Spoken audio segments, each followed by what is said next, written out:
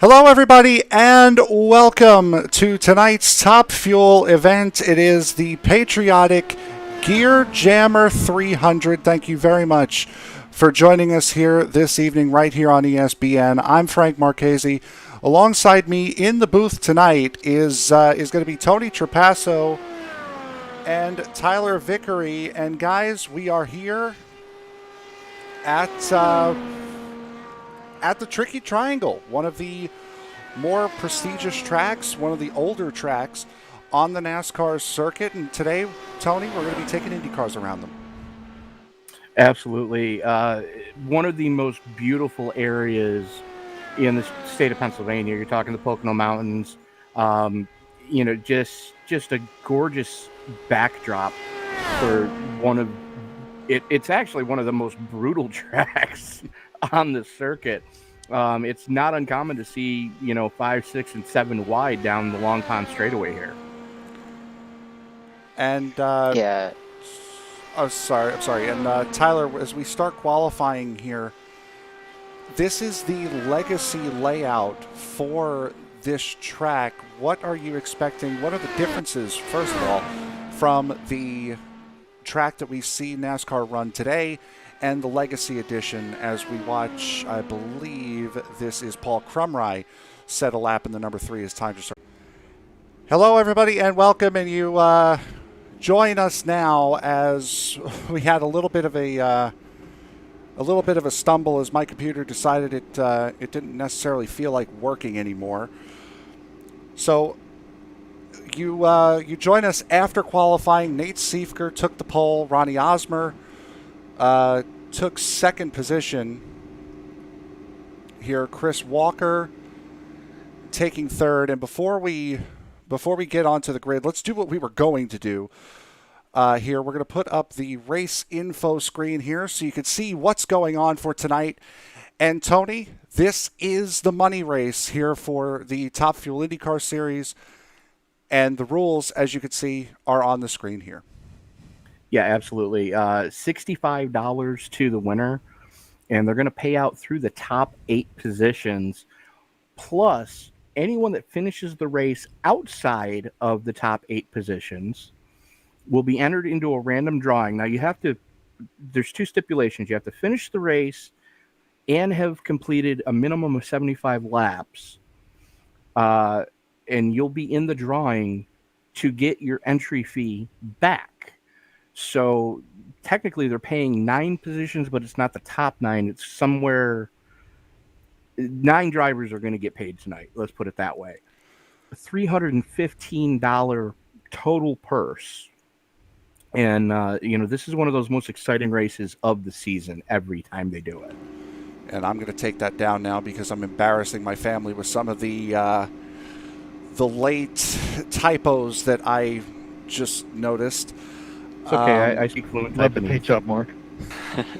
So actually, hold on just one moment. Oh, thanks very much. That's from Doyle Lawrence, I think. Some behind baseball. Talking to You're Mark- gonna see talking to some Mark stuff Walker. that you're not normally supposed to be seeing here. I've got the only Ferrari. Sorry. This was all done before, but unfortunately, with my computer doing what it did, it undid all of it. Well, Frank, while you're doing that, let me give the folks a rundown of what the starting grid is going to be as the field starts rolling behind the Chevy Silverado pace truck, the only official pace truck of iRacing. Nate Siefker and Ronnie Osmer are going to make up row number 1. Row 2 is going to go to the teammates of Chris Walker and Karen Bergelli. Jeff Hollingsworth and Tim Bates are going to make up row number 3. Chris Simard and Scott Brunson are going to roll off in row number 4. Row 5 is going to see Dan Brazington and Sam Cooper Bennett driving the only Ferrari in the field tonight. And yes, he is actually driving a Ferrari-themed IndyCar. Hopefully that will happen in real fruition next season. Row number 6 is going to see Paul Crumry and Jeff Wubker. Colin Scott and Mark Walker are going to start in row number 8. Sorry, row 7. Row 8 is going to see Mark McFadden and Johnny Antonucci. Carl Burke and Kevin O'Brien going to make up row number 9, with row 10 going to Ernie Ludwig and Keith Maiato making his return to the league. And starting shotgun on the field is going to be the number 50 of John Bowling. And So Tyler, as we get set to go green here, we saw an absolutely incredible race, and if you didn't see last week's race at Watkins Glen, it was absolutely fantastic and absolutely crazy. What are you expecting coming out of this race here today, Tyler? Question marks. That's all I'm going to say with that. It's going to be just a lot of question marks as Pace Truck is off. Yep, Pace Truck is off, and we are racing here at Pocono. And it's immediately a quick lead for Nate Siefker in the number 10. A little bit of fanning out, as you would expect here at Pocono. Bergelli and Walker getting it sorted out as I believe that's Walker falling back into the clutches of Jeff Hollingsworth. As you see, there's Chris Walker in that orange and blue Dallara as they come up to complete lap number 1 here. Battle is up front, though. It's Ronnie Osmer trying, Tyler, to take a look at Nate Siefker, just not able to get the move done. Yeah, Ronnie's looking on the inside, though. He's using some of his sim experience he's already had with Pocono, as well as some of his teammates, especially representing our motorsports, trying to find a way to get around Nate, as it looks like he's able to get cleanly around coming out of 2. And Siefker immediately comes back on him as they shoot down going to the short chute, going into the tunnel turn. Side by side is not what you want to be, Frank. Yeah, no, it is not, as these guys are trying to just sort everything out. You see a little bit further back in the field, there's the 5 of Timothy Bates in that orange and purple car right in the mix as he's trying to get around Jeff Hollingsworth. And there's Chris Walker in the wall. Chris Walker just having a rough night as he's coming to a stop with just too much damage. He needed to make sure he had it under control, which throws out the yellow for that reason. But yeah, not a good night, not a good start to Chris Walker already. Yeah, no, and we'll get a view of this here on our replay. Here as Walker From the looks of it, he just overcooked it going into 3. Yeah, and hits the wall on exit and just grinds his way down the wall. We'll try to get another look at this from on board. There's gyro cam of Chris Walker,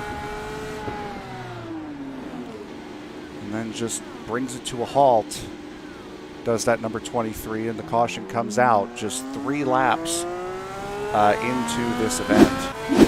Well, I would like to point out, Frank, that especially to our newer viewers who are looking to get into the iRacing server, Chris did a veteran's move there. He knew he was going to hit the wall, and he just held it there and tried to get the car woed up as best he could to give everybody behind him a chance to get around him without taking out anyone else. That is a complete veteran move, and kudos to Chris for doing that. Yeah, without a doubt, as he was able to keep that car up on the wall, and you could see the front wing damage on that number 23. And Walker was one of the guys, if I remember right, he was one of the guys that spun out from the lead, Tyler, last week at Watkins Glen. Yeah, there was a few, but yeah, Chris was he was one of, I believe, 4 drivers that spun out, not wanting the lead of that race last week. So yeah, it's slowly but surely he was trying to get back in the right direction there. But yeah, having another one of those incidents this week didn't really help after what happened last week for him. This is the gyro cam. You could see how off center his wheel is, having to hold that wheel left in order just to go straight. And here in these cars, Tony, you're not really turning you're not turning the wheel that much to get the car to turn. And yeah, you can see it now as he's going straight into pit road. The toe is knocked way out of that car. Yeah, and that car was grabbing badly as he caught the tail end of the field. Still on the lead lap, so able to limp it back around to the pits. But he's going to have to be the first one to burn his fast repair tonight. as a lot of drivers taking it pit side, most likely to try a different fuel strategy. It looks like nobody really taking tires. Everybody just, topping off the tank with some go-go juice, and Walker down and away almost takes out the pit wall. He's not a happy camper, but he did gain 2 spots in the pits. And you can see that with how Pocono's old layout used to be, and honestly the way the new layout still somewhat is, it takes you right up into the racing line, that pit lane exit. So iRacing with that blue line and that blue cone try to keep you as far down on the grass as you can possibly go. As we look back up front to Nate Siefker, who managed to take the lead right as that caution was coming out, Tyler. Yeah, Siefker, I believe, probably had like half a car length, just barely ahead of Ronnie Osborne when that caution came out. As Nate and Ronnie were having a really good fight for the lead there. Couldn't decide who wanted to lead and who wanted to stay behind, especially this early on in the race. And Tony, that is going to play a factor here because we see it a lot at Indianapolis tracks that have a lot of long straightaways and a lot of drafting opportunities. Sometimes it's more advantageous for you to stay behind somebody rather than lead, especially for fuel mileage. Absolutely for fuel mileage, but the biggest thing, especially early on in the race like this, is trying to figure out your timing. Because ideally what you want to do is you want to stay behind somebody on that last lap and get a run coming through turn 3, get the slingshot move, and be able to get them at the line. So, yeah, the draft is huge here at Pocono, especially down the Long Pond straightaway, which has been used for an NHRA national event drag race. It's greater than a quarter of a mile in length. I did not know that it was used for a drag race as these guys line up double file on this restart. Now, the last time we saw these guys try double file, Tyler, you weren't there. It was for that race at Gateway, and they very quickly reverted back to single file. Comparing this place to Gateway really isn't fair, and this track, it's really wide on the front stretch, but that line narrows up as you go into turn 1. Yeah, and Poconos with their starts are notorious for that, just because of how wide that front stretch is. We could probably see everyone fanning out at least 6 wide.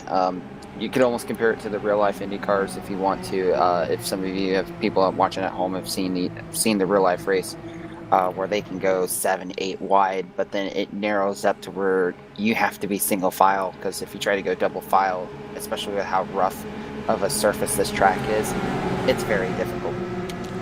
It is. These restarts are going to be a little bit crazier, especially towards the end of the race, since, as we mentioned, Tony, there is money on the line as we are back to green flag racing here at Pocono. As Nate Siefker, you see right along the pit wall, Nate Siefker out to a big lead here.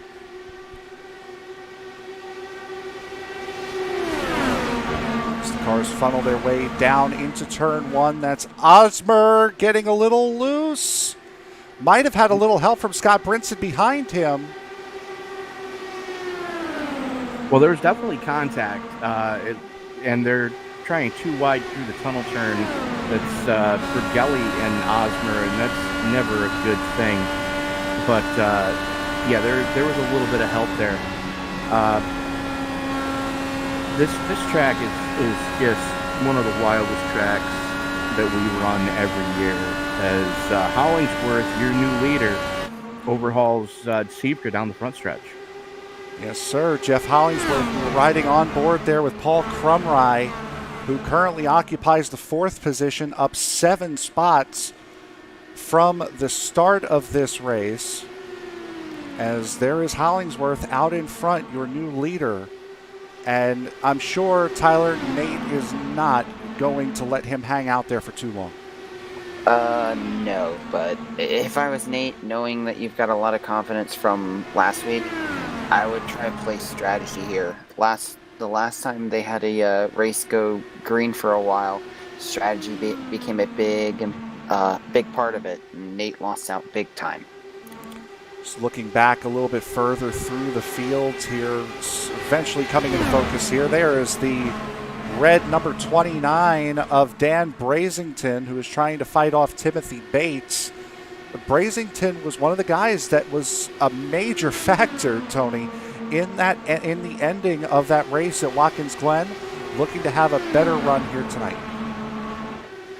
Yeah, let's all just. A lot of these drivers just want to forget Watkins Glen ever happened. One driver I know that doesn't has already made up a handful of spots, and that's the 23 of Chris Walker, who brought out the first caution here tonight. But Chris had the race, and after his first in a couple of seasons, not the race he was hoping for last week, but looking to rebound this week.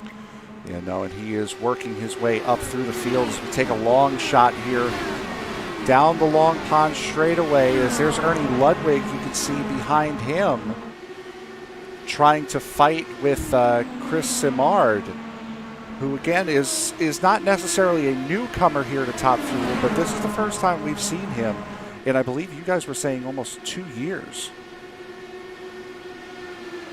Yeah, it's been, I believe, 3 seasons since we've seen Chris and Keith Mayato in the 19 as well. Yeah, definitely adding into that, especially when they were around. I was still a driver for the league, and it was a shock to see both of them because back in those seasons, Keith Mayato and Chris Simard were the guys to beat, and they were the 2 drivers I was having to hunt down every race, trying to find a way to beat. So it was an awesome sight to see both of their names pop up again. And we're highlighting Keith Mayato right now as he occupies the 15th position. Chris Walker just a little bit further ahead, continuing his march back up towards the front. He's up to 12th position now as he gets past the 84 of Kevin O'Brien and falls to the inside of that Long Pond straightaway as O'Brien now, Tony, on his outside. Going into the tunnel turn and through. Walker completes the pass and holds it up front.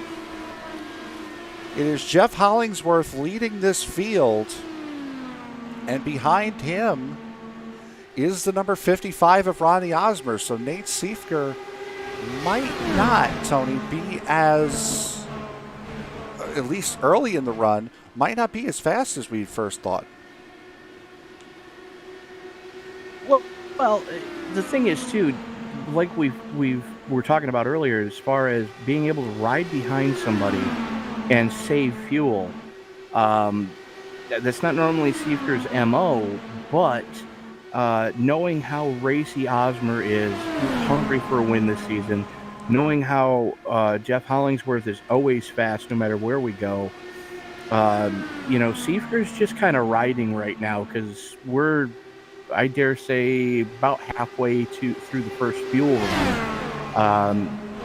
Just kind of riding, just seeing what this car is going to do in traffic, and just relaxed right now. This is the battle for first place. Osmer took it coming out of turn 3. Hollingsworth took it in 1. Osmer takes it back here in turn 2. And right now, Siefker is probably licking his chops right now because if one of these two makes a mistake, Tyler, it could be devastating for both of them. Oh, yeah, without a doubt. And but you got to try to play it safe as best you can, especially with this track. One wrong move, and it could end your night as well as everyone else, as well as a few others' nights. Granted, the fact, looking ahead before the start of this race, they do have one fast repair, but they got to be wisely with it. Especially since Chris Walker has already used that fast repair, as now these guys are just trading haymakers corner after corner after corner. going down the short chute now into turn 3, this long turn 3. And Tony, before this whole track was paved, there was that groove right there. You could see the clear, distinct, different color of that groove in turn 3 to try to help get guys some grip. And then eventually, a couple of years later, they just decided to pave the whole thing. But how advantageous could that be later on in this race? Well, that groove is going to pick up a lot of rubber, and this track that generally rubbers in pretty well. As they go into turn 2, which is actually modeled after the Indianapolis Motor Speedway down the short chute and into turn 3, which is modeled after the Milwaukee Mile. 3 distinct turns modeled after 3 at the time of the premier tracks in the country. As they head down the Long Pond straightaway and into turn 1, and that's going to be tonight's trivia question. What now defunct track is turn 1 modeled after here at Pocono International Speedway? Riding on board now with Chris Walker, as he has been having an incredible battle with Colin Scott, who you see just ahead of him. It's that next car. Those two traded positions over the last lap, and so much so that Walker almost got into the wall, coming off of 3 yet again, trying to push that number 23 for everything it's worth, as Osmer and Hollingsworth continue to battle it out up front.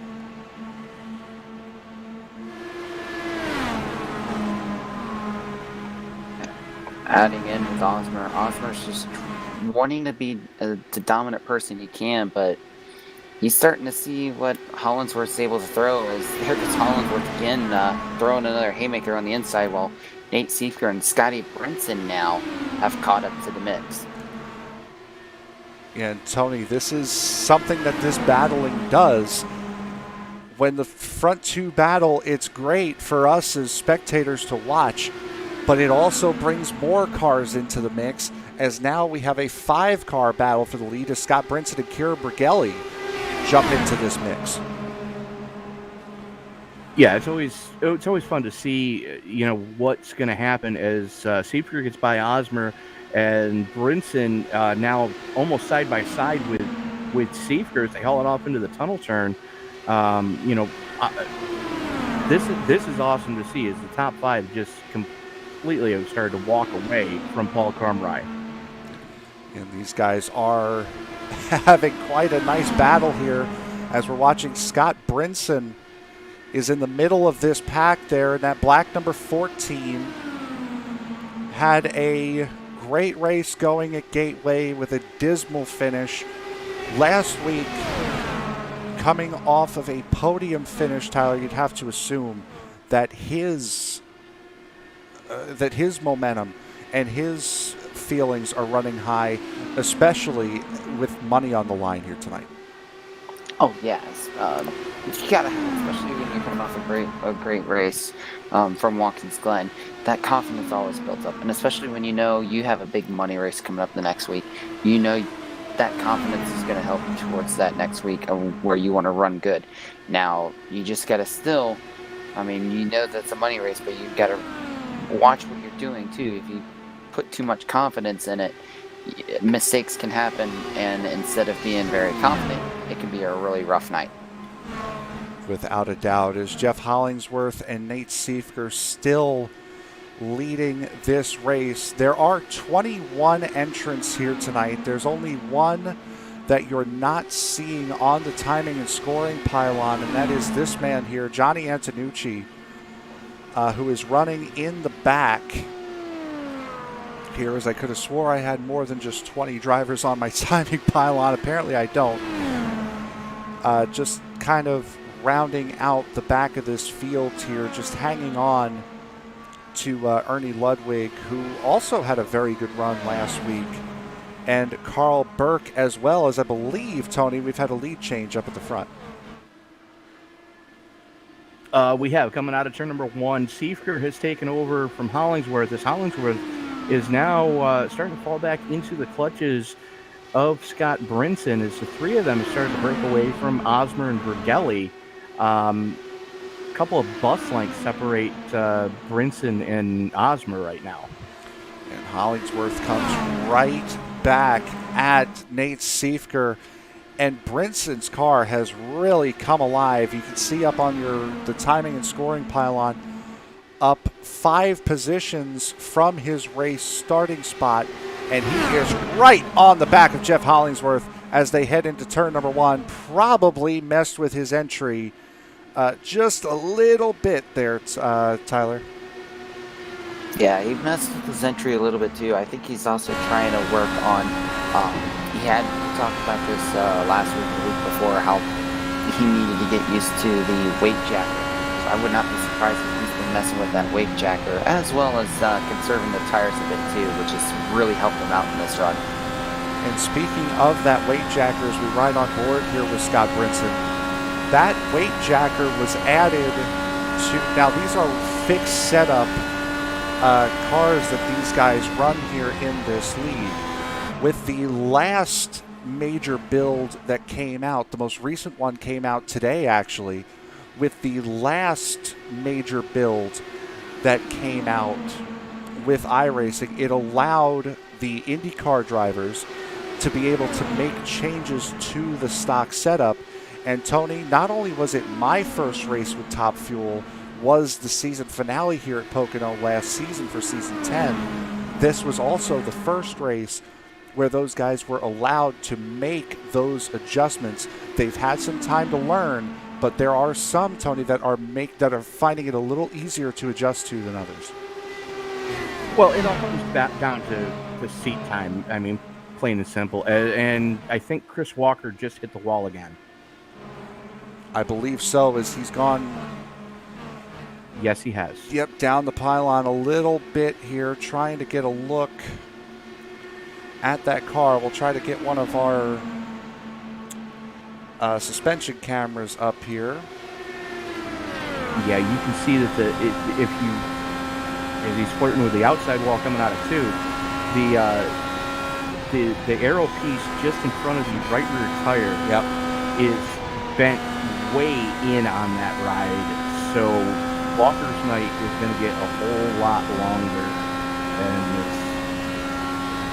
it's just the hits keep coming.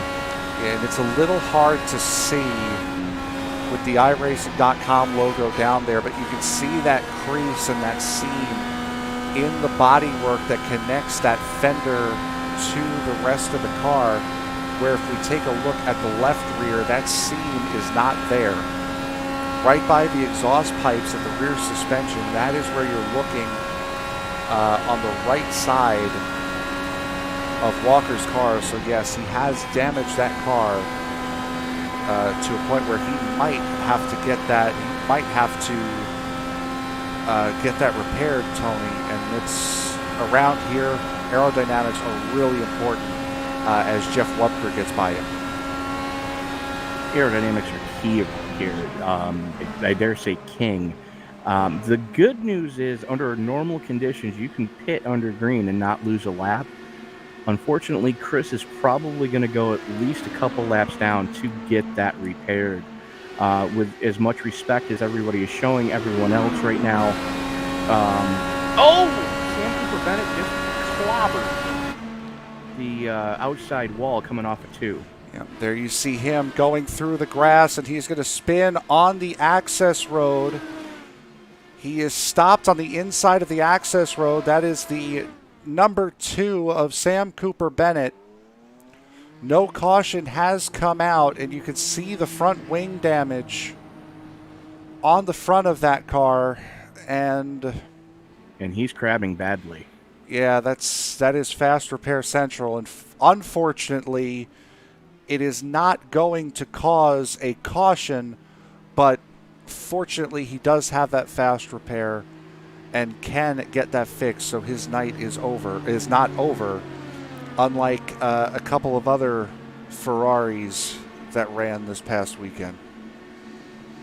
I'll jump into this as Sorry to jump in too. I just noticed as well, Ronnie Osmer was in the pits as well. And Paul Crumry as well now. Yeah, that is right. Crumry is in the pits. There's Ronnie Osmer. So we're seeing green stops starting on lap 28, which is about where we should be for a fuel run for these guys. So Sam Cooper Bennett not that far removed from where a green flag stop would have happened. The only problem is he had to burn his fast repair. Yeah, that, and he's also going to lose a lap, something that a lot of these guys will not have to do. As you're watching, Ronnie Osmer will try to bring you back up to the front of this field here, as a little bit of a gap, Tyler, has formed between Nate Siefker and Jeff Hollingsworth. Maybe Hollingsworth used up a little too much of his car, one trying to get around Siefker initially, but then in the fights with Ronnie Osmer as well. Yeah, and as I'm watching some of the telemetry speeds as well right now, when Nate was heading towards that tunnel turn, Nate was already gaining about almost 5 mile an hour speed alone, and it just seems like Hollingsworth's really lost it. As here comes Hollingsworth into the pits now. Yep, Hollingsworth has said no more on these sets of tires, so he is going to come in and get himself 4 new Firestones. As we see him in pit lane, John Bowling now gets up into the top 10. Chris Walker has decided to stick it out on his sets of tires. Now the question is going to be how much longer until guys like Scott Brinson and Nate Siefker start to come in and make their pit stops, because when second place comes in, Tony, that usually brings the rest of the field with it. Very much so. It's who's going to blink first, and it's generally considered the undercut. It's how much time can you gain by pitting before the guys you're battling.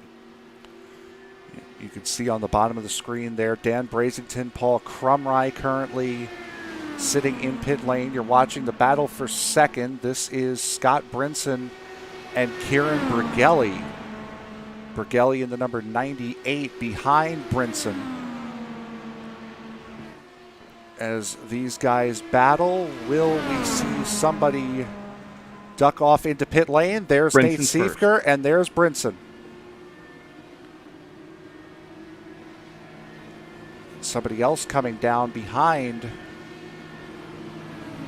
as that was Mark Walker, I believe, that has decided to take it pit side as well.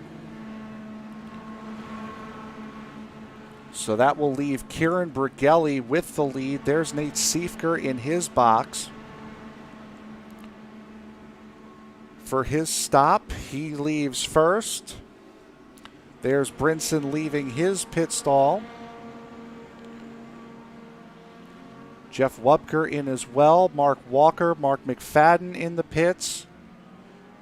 Bowling in the pits as well. Yep, there's the current leader, Kieran Bergelli. That will give the lead to Timothy Bates.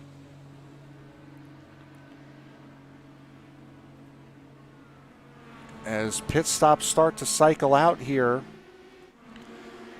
And we'll take a look at this guy. There's the leader right there, Timothy Bates. He's looking, that is Mark McFadden, I believe, in front of him. Well, now behind him. But the next car for position is this guy, Keith Maedo.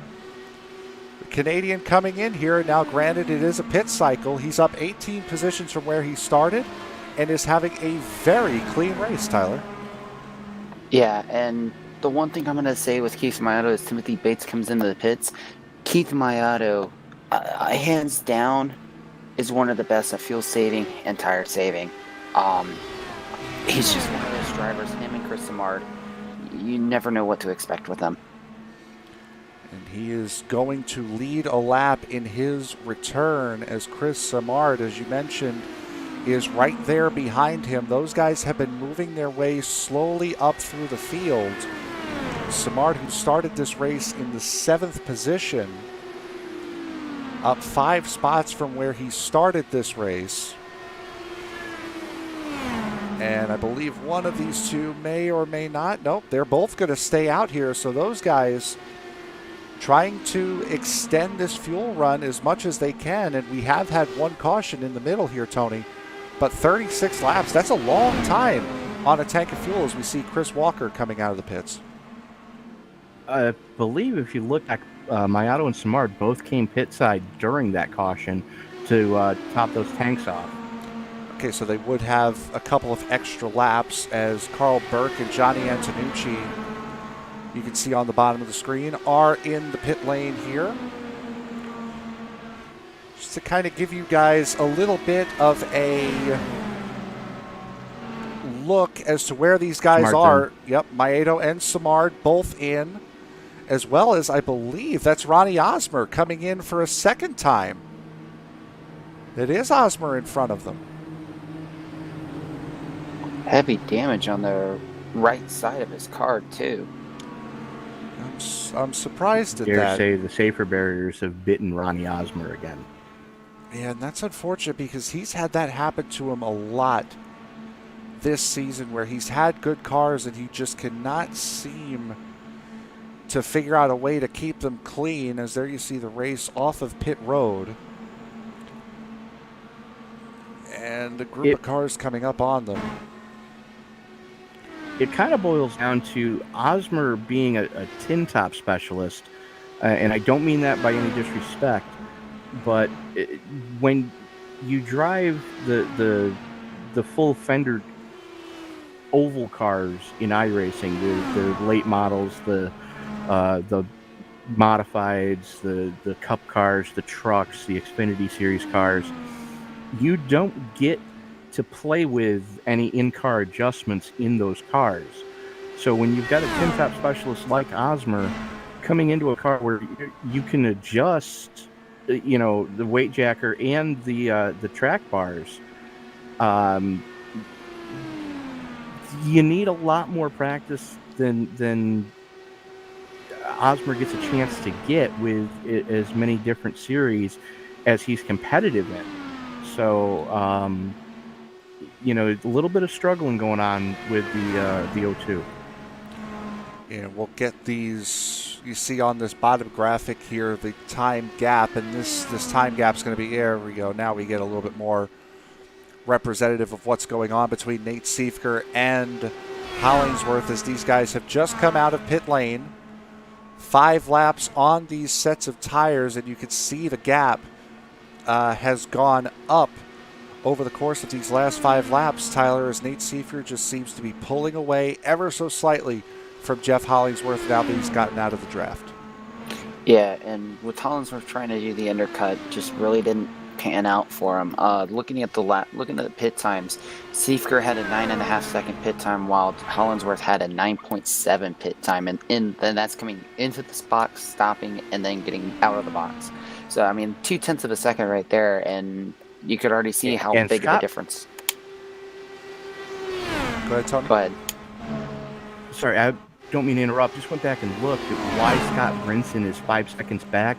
He actually slid through his pit stall on that round of green flag top. And that would definitely explain why he's as far back as he is and how he has fallen behind Kieran Bruggelli now. So it's Siefker, Hollingsworth, Bruggelli running the top 3 right now as Brinson take an onboard shot here as he goes and tries to hunt down Kieran Bruggelli in that No Limits Racing Dallara. He's going to get a big draft tow here. And right down to the bottom, as you can see, that dashboard.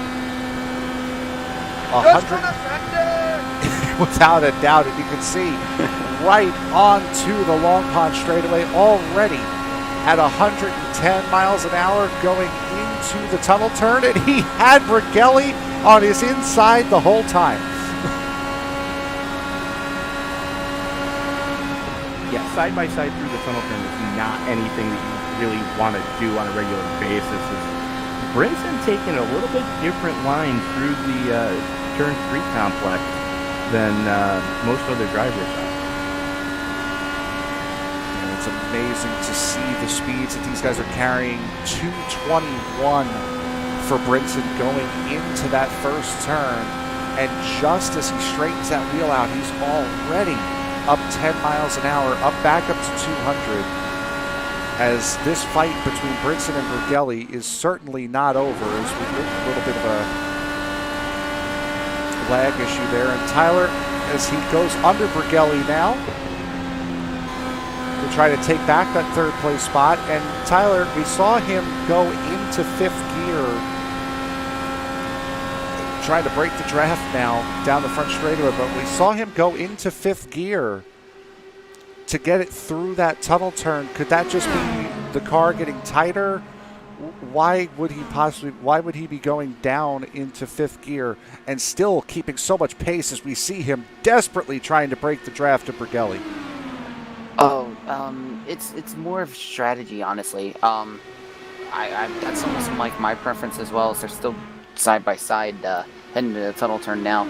It's just the higher RPM with these cars at speed, you can get a little bit more exit speed coming out. You don't want to have these cars too low on RPMs, otherwise there is a slight chance of having slip in the rear, and you could easily make a big mistake and careen into the outside wall.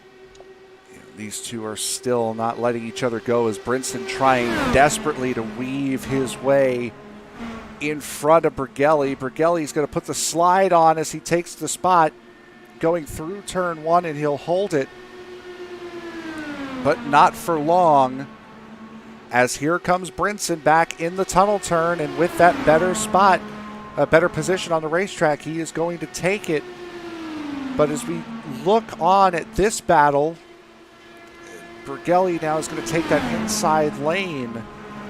We look back up front here really quick. Hollingsworth, Tony, starting to reel Nate Siefker in. He's pulled back about half of that gap from what we saw the last time we were looking at these two.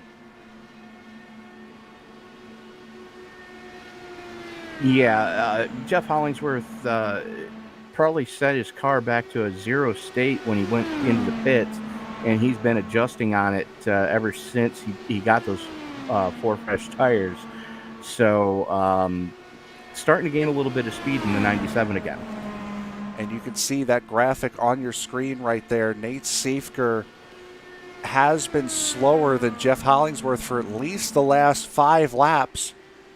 And this lap, no different. As you can see way in the background, Scott Brinson down on the paint, down at the front straightaway to try to break that draft, as he's finally gotten away from Kieran Brughelli. But also a battle coming up here, as this is Timothy Bates, Keith Maedo, and Chris Simard battling here. This is for the 5th position. Yeah, throw a blanket over those guys as they haul it off into the turn. These guys, just no quarter asked for, no quarter given, as Simard showing the way right now, showing why he was one of the cars to contend with every time we would hit the track back when he was a regular here in the Top Fuel Series.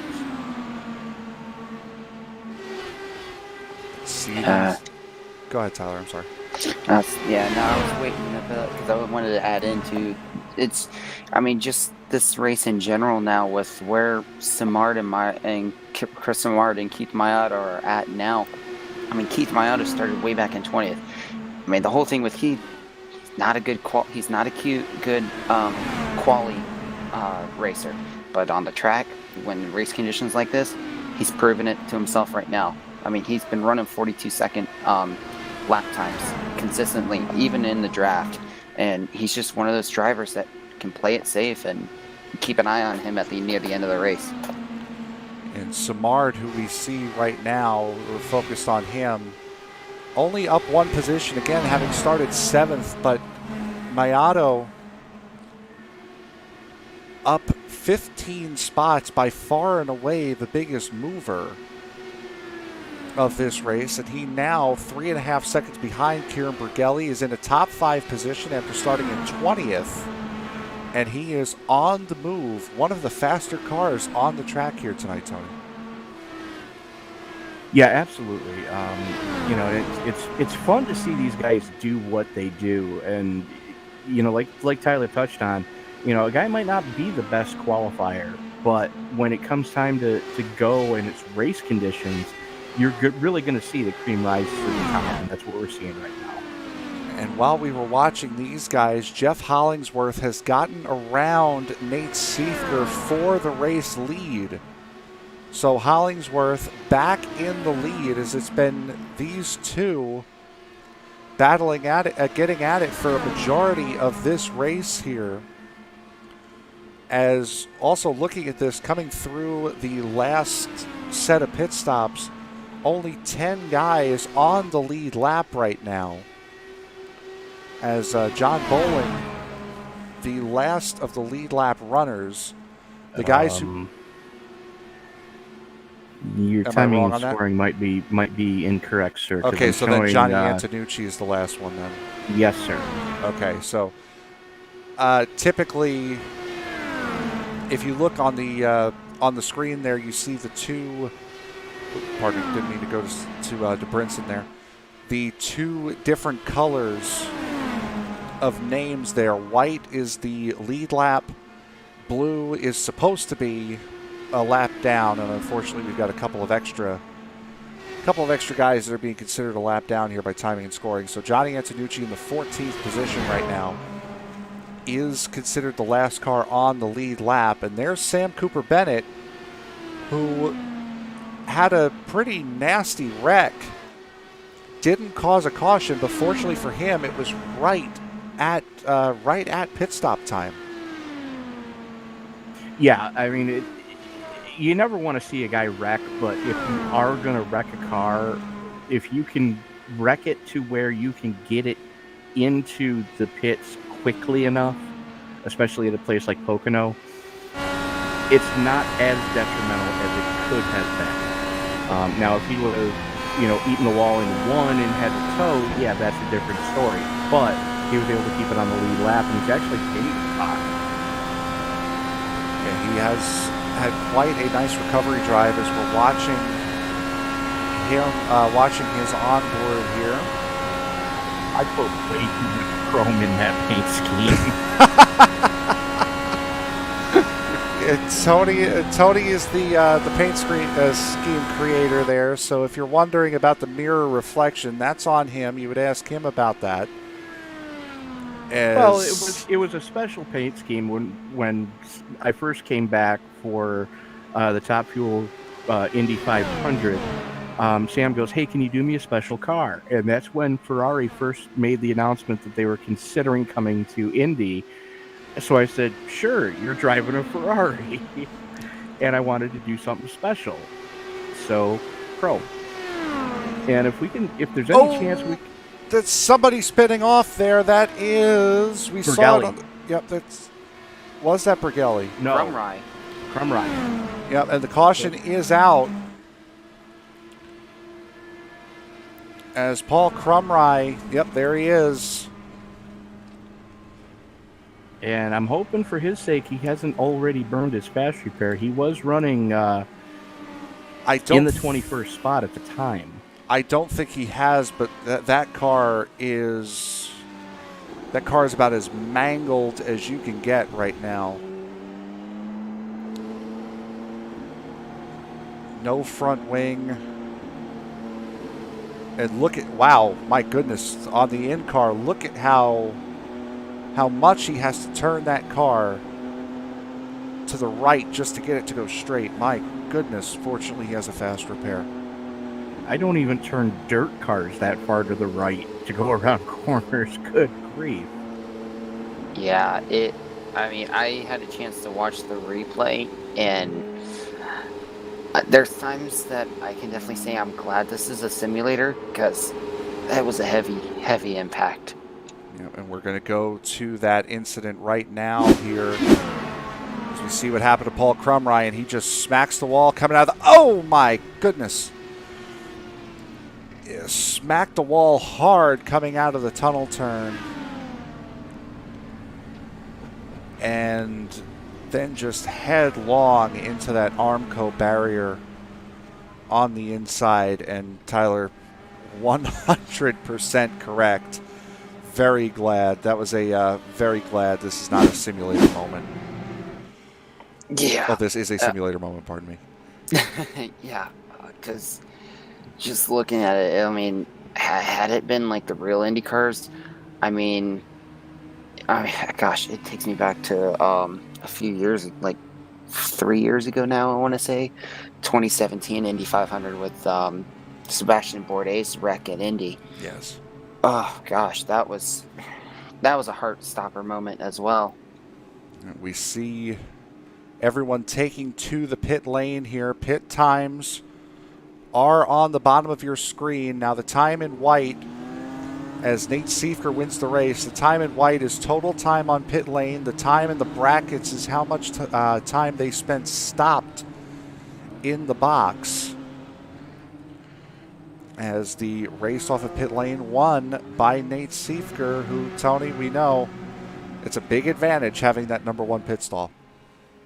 Oh, very much so. You kind of, yes, it takes forever to get down pit road, but all you got to do is just, as soon as the car drops off the jacks, you just mat the gas, and there's no way you're gonna, speed off.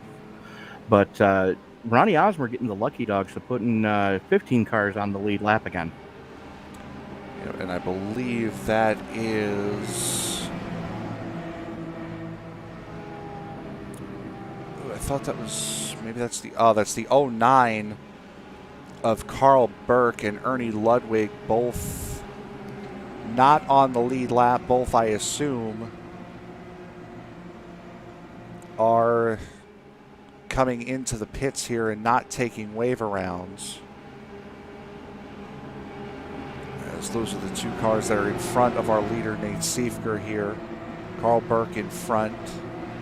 Ernie Ludwig in the Tide ride.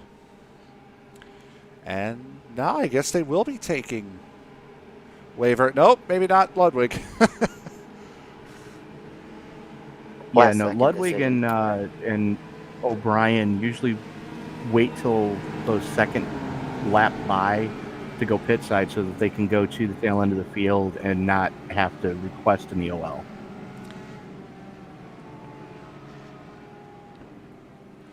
And those guys, oh boy, as you look, that's O'Brien. He's having a very hard time in his box, still trying to get into it.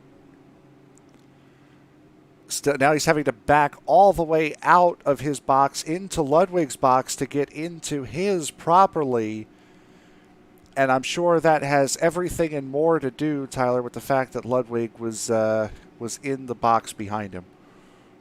Yeah, it's just with these cars and trying to time your pit box, you can really get yourself messed up. Ooh, as now Kevin O'Brien's to a stop. So a lot of things happening there. Oh, I believe as Ronnie Osmer was going by, so Kevin was trying to wait on Ronnie Osmer to get around him because Kevin wanted to be in the back. I think Osmer had left the pits prior to that, so I don't know if he stopped to try to avoid getting a speeding penalty coming out, because there were changes that were made to the penalty system as we're going to have the green flag come back out here. There were changes with this update that came out today. There were changes made to the penalty system, giving you a certain time frame you have to serve certain penalties. But, Tony, we didn't hear you say it at the beginning because we were in kind of a rush. Go for it. Bring us to green here, Tony. As the green flag or pace truck moves in, the Siefker drops the hammer, and it's time to pop a Viagra because it's time to get it on one more time in Long Pond, Pennsylvania. There it is. As these guys go into turn one, you see a lot of fanning going on. Cars spreading out down the down the front straightaway as we head onto the Long Pond straightaway. And here's Kieran Brigelli going for the lead. Now, Brigelli won the season opener back at Homestead Miami Speedway, and Hollingsworth, who was leading when the caution came out, Yeah, he's not going to take this lying down. He's going right for it as well as Siefker kind of hung out on the outside line there, Tyler. Yeah, Seifker's first time getting stuck in the back here. Trying to work his way back around with some fresh tires, but Kieran's not going to be too friendly with him right now, even though they're teammates. Tony, these guys have been going at it a lot here in this race. Speaking of Siefker and Hollingsworth, we're just about at halfway. And what did you say that the money lap cutoff was? You had to run how many laps in order to qualify? 75.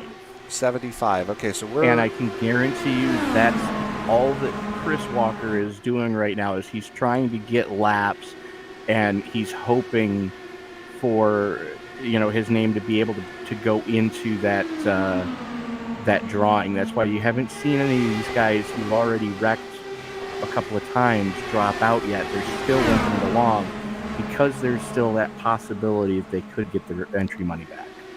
Yep, there's Chris Walker. You see him in that powder blue and orange Dallara getting passed now by Paul Crumry down the straightaway, and he burned his fast repair early. He was the first of our 2 cautions here today as he hit the wall coming out of turn 3, coming to the start of lap 3, and then had another issue on this most recent green flag run. And again, with that fast repair gone, no longer able to rely on that, so he's got to drive a little bit cooler and a little bit calmer, as we've had a couple of big moves up here in the lead, as Hollingsworth now is starting to fall to the back of this group, getting passed by Chris Simard, and Timothy Bates is on the inside of him now, going through the tunnel turn, Tyler. Yeah, it just seems like Hollingsworth has just lost everything. He might have been a little too aggressive, maybe burned off his right front a little too much. I mean, right front tires are key here, especially at Pocono. So he might have burned off that right front and burned the goodies right off of it already. Well, he's been struggling through turn 1, and it's very easy to do because it's a very distinctive turn that if you don't get it right, you get it very wrong.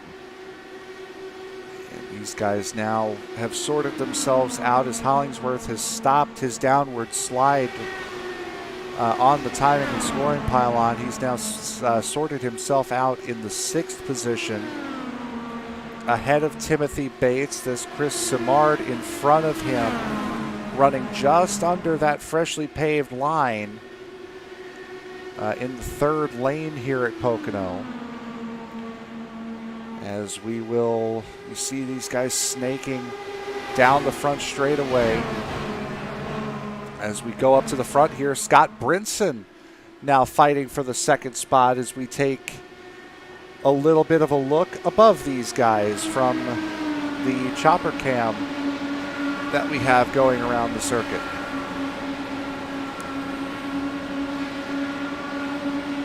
Brinson is feisty. There he goes for the lead. Scott Brinson on the inside going through turn 3. And Tony, there you see it. That weave. The Indy Snake at Pocono. Yep. Getting that weave on. It's not going to deter Scott Brinson as he goes right to the top. Making it through the corner of tonight's trivia question. 3 very distinct corners here at Pocono. Turn 2, the tunnel turn, is actually modeled after the Indianapolis Motor Speedway. Turn 3 is modeled after the Milwaukee Mile. And tonight's trivia question, what famous, now defunct track is Turn 1 modeled after? I think I have a guess. Certainly has nothing to do with the fact that we just ran here a couple of months ago.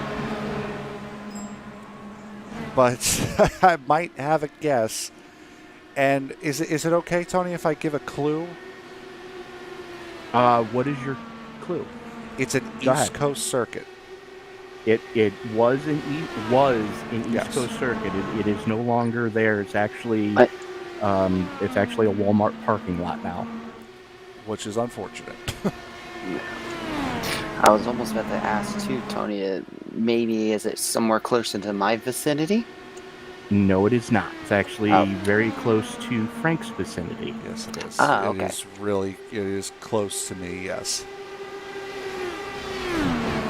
So there you see the battle here for the top four as Scott Brinson has gotten out in front of these guys, still trying to break that draft.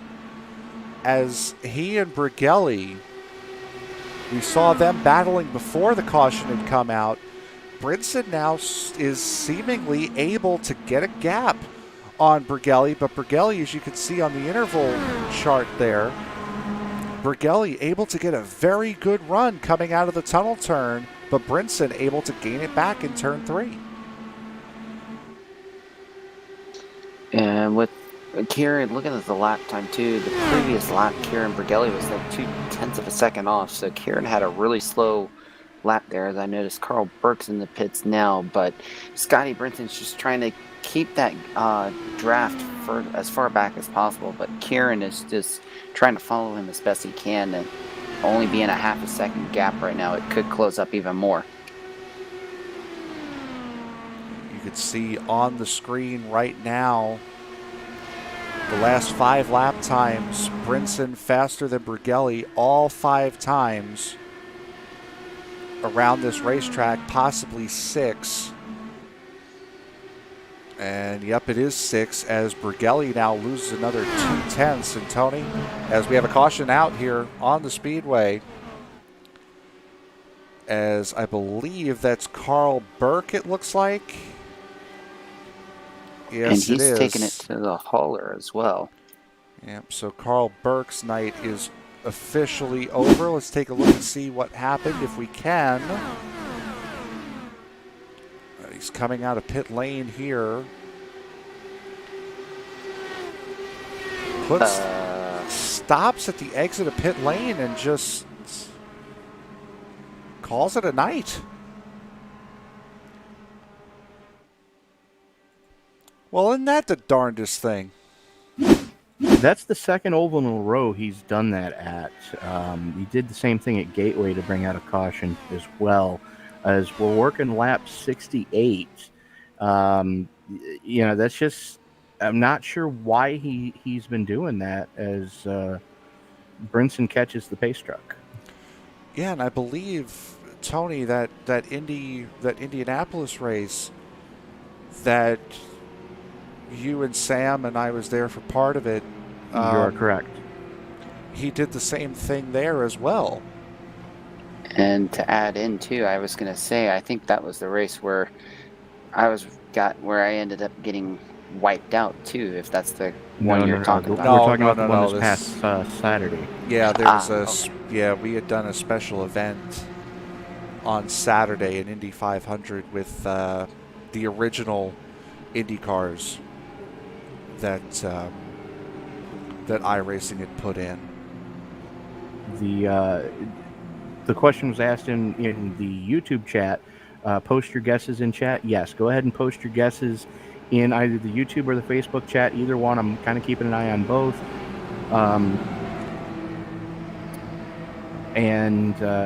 Again, tonight's trivia question: what now defunct track on the East Coast is Turn 1 at Pocono modeled after?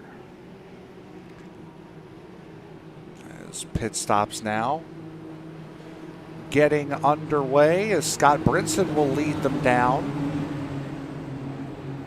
And I'm telling you, Brinson might be a little frustrated here as he just saw that 1 second lead that he fought to build up just completely evaporate all over a very puzzling decision, as I believe it was Kevin O'Brien that won the race off of pit road.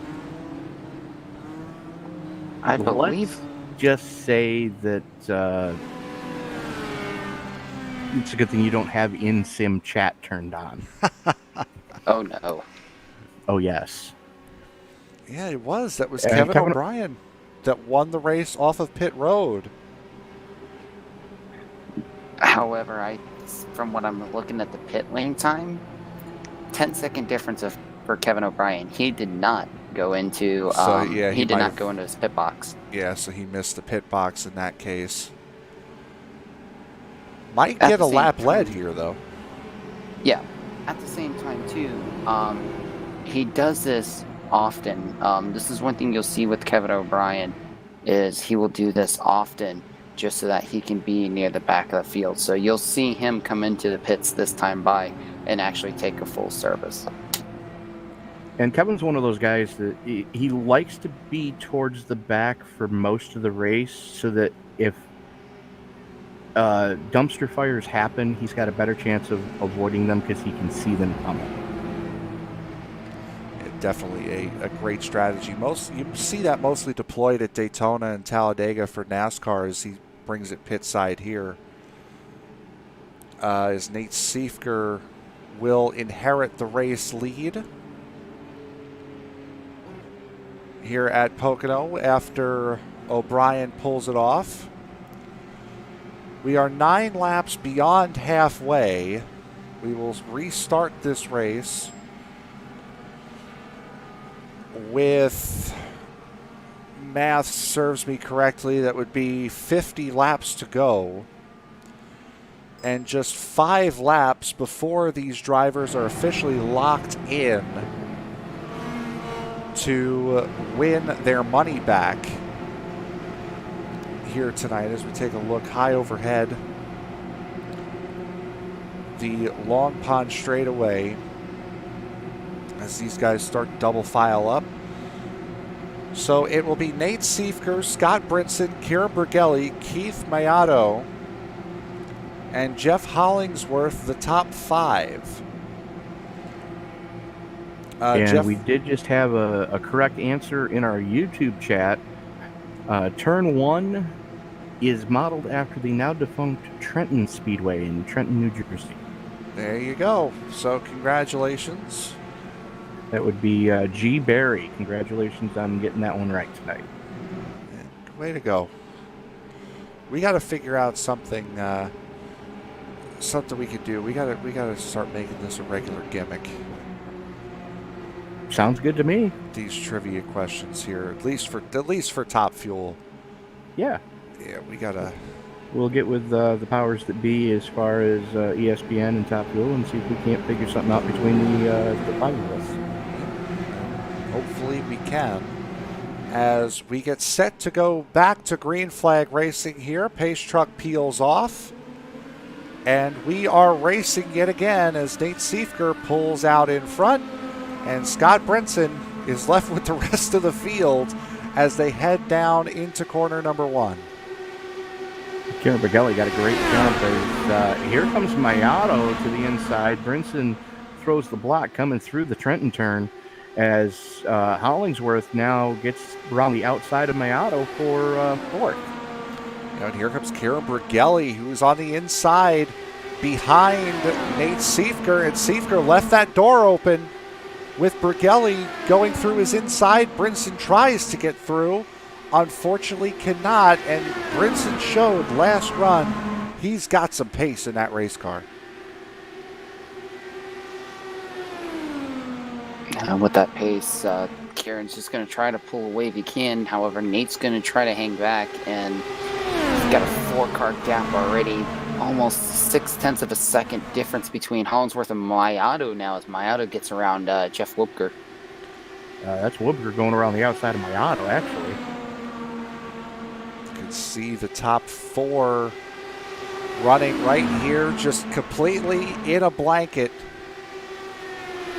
As what is that? That's what 0.3 separate these top 4. Brinson to the inside. Siefker goes to the outside.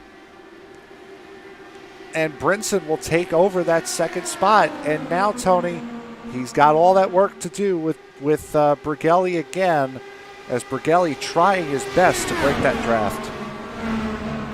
Bergelli doing everything he can to try to break the draft. As Siefker looks to the inside of Brinson. Brinson, admittedly, when this whole new in-car adjustment thing came out, did not like it. I think he's starting to understand it better than he did, and you're really seeing performance increase from the four-time champion. Brinson, you can see as we ride on board with the four-time champ, drops down into fourth gear going through turn 3, trying to keep it wound up around the outside of Nate Siefker, and for him it works. But now, Tyler, with the fact that he was fighting with Siefker throughout turn 3, now that means he's got a lot of work to do to catch up. And as we go back to the wide shot, there's Jeff Hollingsworth going for third position and getting it from Nate. Yeah, Nate's doing everything he can, and it just seems like Nate's starting to fall off, especially at the start of these races. His cars went from good to bad to even worse now. I think it's because the track's starting to really rubber in. The adjustments that were working for Siefker early on aren't quite working for him now. And, you know, he's a smart enough racer. He'll figure this out before the end. He's just got to stay close enough to be within striking distance at the money stop. So we can see these guys weaving down the front straightaway, going through turn 1 onto Long Pond. Still trying to break that draft as Brinson able to close up on Brighelli just a little bit, but boy, oh boy, does he have his mirrors full, Tony, with Jeff Hollingsworth. It's the usual suspects at the front of this field. Brinson and Hollingsworth have just thrown bombs at each other for almost 3 straight seasons now. Hollingsworth did take a little bit of time off, but for the last 3 seasons that Jeff's been in the league, it's the usual suspects. Brinson knows what Hollingsworth's going to do. Hollingsworth knows what Brinson's going to do, and there's a lot of respect between the two of them. As we see this top 3, Jeff Hollingsworth is no stranger to ESPN, as you mentioned, Tony, with all of his time in the Top Fuel Series as Brinson goes for the lead. But Hollingsworth also a mainstay, Tyler, in the Paskey Series. And now, since we've picked it up a couple of weeks ago, the Western States Racing League, which is, if I remember right, I believe it is the oldest sim racing league in existence, with its origins dating all the way back to the late 90s. Yeah, and just with all of the different leagues that Hollingsworth's in, it shows how much experience he has with many different cars and league sets. He's always one of those ones that, experience tops it all, especially no matter how quick you can be in any cars. And experience is what is going to be king. Ooh! Wow, I do not believe that Brighelli was able to keep that straight. 3 wide. My goodness, that was incredible. And the other 3 wide. Wow, Hollingsworth got close. You saw how close they got on that straight. And Hollingsworth is the benefactor of that, as we got to find a way to take a look. If I can find it here. I just changed the flavor of my fire suit. Yeah, I think all of us did there. My goodness, that was close. As I'm letting out a sigh of relief right now, as I held my breath through that entire battle. And in that, Brinson has gotten to the lead, but we're going to try to take a look here. I believe this is it. Yes, it is. Oh, that's from Brinson. We wanted Brighelli. Try to get to this again here. Just one moment. They come through 3 and 4. You can see Brighelli is. I'm unfortunately not able to get it from his point of view. Just how sideways he got, and they're still going at it behind Brinson now, who's able to build this lead out again. And look at Jeff Hollingsworth now. Just moments ago, he was in the lead. Now he's fighting with Keith Mayato to try to stay in the top 4. Coming through the tunnel turn, Hollingsworth caught a big chunk of the inside curb And how he did not wad that car up, I have no idea. And Yeoman's work to everybody around him for not hitting him, because he did about a 4-lane change. These guys running side by side all through this field, and look at that. We mentioned him at the beginning of the race, Tyler. He was up at the front. He had a couple of issues, came into the pits a couple of times. Ronnie Osmer is now getting back into this fight. He is in the 6th position looking feisty. Yep, but he's got to remember too, he doesn't have any fast repair left, so he's got to be very cautious on his moves, because one wrong move and that's going to be the end of his night. And unlike last run, when Brighelli was in 2nd, Nate Siefker is not letting Scott Brinson get away.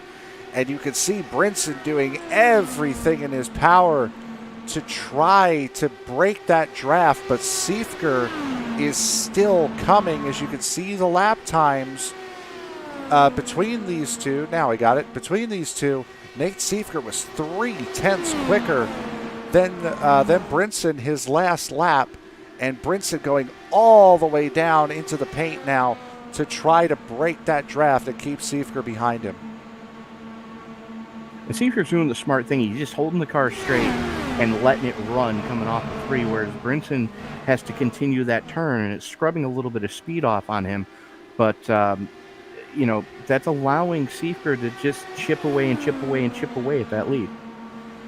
And you see the time delta between these two guys now just 0.2 of a second separate, as Hollingsworth's recovery drive is almost complete. He is up to 3rd. He just passed Kieran Brighelli to get that position back, as we're about to have a fight for the lead here, but still Keith Mayato and Kieran Brighelli now going at it, with Chris Simard joining this battle. And for a couple of guys who haven't raced in Top Fuel for a couple of seasons, they're putting on a wonderful show as Jeff Wumpker takes it 3 wide going into turn 1.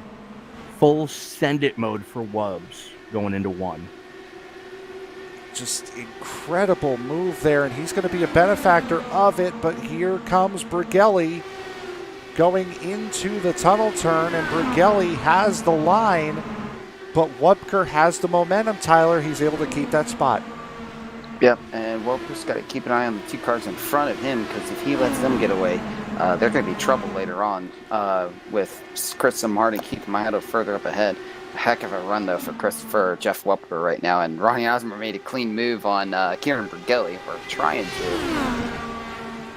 I would have to assume, Tony, that Brighelli took a little bit of damage on that move, on that little bit of collision there with Scott Brinson for the lead a couple of laps ago, because ever since then he has fallen like a stone. He's just gotten passed by Ronnie Osmer, and pretty soon he's going to have Sam Cooper Bennett breathing down his neck. He is. And I'm looking right now, and I don't see anything that's jumping out at me as far as damage would suggest. I'm thinking it just killed all of his momentum, because, surprisingly, this track is very momentum related. It without a doubt is that Sam Cooper Bennett fighting with not John Bowling. Tim Bates. No, Bates is in the purple and green car now. He just had somebody pass him. I believe that might be, no, that was wrong. Probably shouldn't be clicking through random drivers while I have control it's here. in front of Cooper Bennett. Yep. Okay, so now Sam has fallen into the clutches of Timothy Bates, which is the battle you're seeing here. And as we've been looking through this battle here, Scott Brinson has lost the lead to Nate Siefker, and Siefker has put a good half a second on the lead on Scott Brinson. So Siefker now has regained control of this race, Tyler, and is stamping authority. Big hit for Sam Cooper Bennett. Oh, and that's not good because Sam has used his fast repair already tonight. And we'll try to see if we can figure out what happened here to the number 2. He got together with John Bolin going through the tunnel turn. Trying to go through here. That's a little late. That's a little late on that there. You just see him trying to fight that car, and he might be done for the evening here as we go back up to the front. As you can see, just the weaving back and forth, trying to break the draft. Siefker still trying to break it, even though he's got a 1-second lead now on Scott Brinson. And Brinson, I'm sure, is still not happy because he had about this lead when that caution came out when Carl Burke pulled it over. And Sam Cooper Bennett just put it on the hauler. Yeah, as you would have expected. So Sam Cooper Bennett is now done for the evening. That would be the 3rd retirement of the race here tonight. Carl Burke being one of them. Colin Scott, I believe, is the 2nd, and Sam Cooper Bennett will now make 3 retirements for this race. Carl Burke and Colin Scott. Colin Scott, if he would have made it 2 more laps, he would have hit that lap 75 mark to make him eligible to get his money back here tonight. Actually, he's just sitting in the pits right now. Okay, so he's got 2 laps. That's all he's got to do. He's got to do 2 more laps to make himself eligible. So then in that case, so far, the only one who is not eligible is Carl Burke. As far as retirements go, as Ernie Ludwig, you see him to the right-hand side of your screen. Hits pit lane, coming out of pit lane. As things are now starting to file out, but here in the mid pack here, Chris Samard, Jeff Lubker, and Keith Mayato. Tyler, boy oh boy, this is a good race to watch. Oh, absolutely. I mean, Keith Mayato is starting to turn the wick up, as well as Samart. I'm watching those two.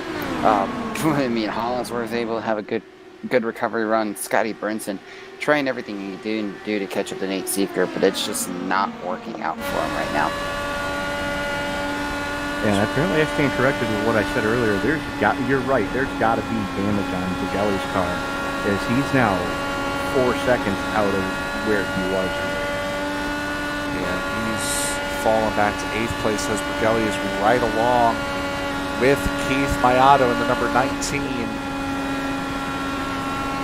That is Jeff Hollingsworth in front of him, and then Scott Brinson leading that group as Brinson is now fallen almost 2 seconds off of Nate Seefer for the race lead here as we get inside of 30 laps to go. We now have 29 to go here at Pocono, and one of these drivers, Tony, about to win $65. And, you know, to the average person, it might not seem like it's a lot, but you got to remember, this is a video game. And you're getting paid $65 to play a video game for 2 hours. That's actually some pretty decent money. Yeah, that's not a bad gig, Tyler, if I say so myself. Yeah, no, I'm in an agreement with there. Woo! Brinson just went in the pit. Yep, there he is, Scott Brinson in the pits. Trying the undercut. Yes, he is. Right at the money window. Yep, I was just going to say, and right now he would be inside of the pit window to make it the rest of the way on fuel. Based off of what we saw at the beginning of the race, O'Brien is in, Brazington is in as well. Now the question is going to be which one of the leaders is going to come in next. Seifkers has a little bit of a gap, so he doesn't necessarily have to worry about somebody running over him. As I believe that's Ronnie Osmer was the next one to take the bait. It was Osmer. And here comes Bergelli as well, Tony. Bergelli going pit side as Seifker stays out. And, this is one of those times where if you're going to have a money stop, you've got to hit your marks. And we've seen just about everybody slide through their stall at least once tonight, as Osmer and Bergelli both nail their pit stop marks. Yep, as this is the battle for second place that you see right here. Jeff Hollingsworth, Keith Maedo, Chris Simard, Jeff Wubker, and here comes Hollingsworth into pit lane. So Hollingsworth not taking too much more time. Timothy Bates in as well. And in the background, I believe that was Mark McFadden coming into the pits as well.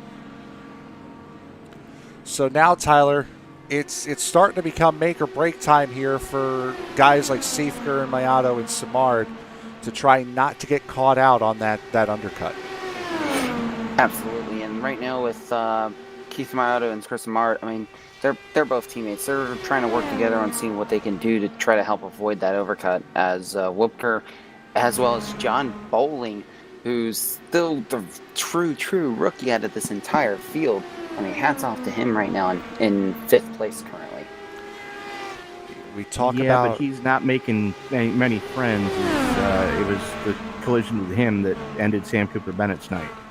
Oof. And that's I'm sure Sam is not going to be happy about that. But speaking of John Bowling, though, there's Bowling in the back there in that Alpha Tauri paint scheme, which congratulations to Alpha Tauri getting their first win in Formula One since 2008, with Pierre Gasly winning the Italian Grand Prix here this weekend. Never thought I would say that with the dominance that Mercedes has shown this season.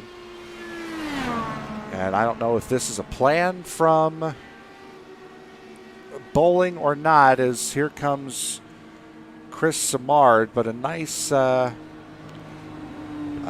little shout out to Alpha Tauri. If Jeff Hollingsworth popped for speeding. Oh no. And there you see him. The question is going to be now, how much longer is he going to stay out before he comes in and serves that penalty?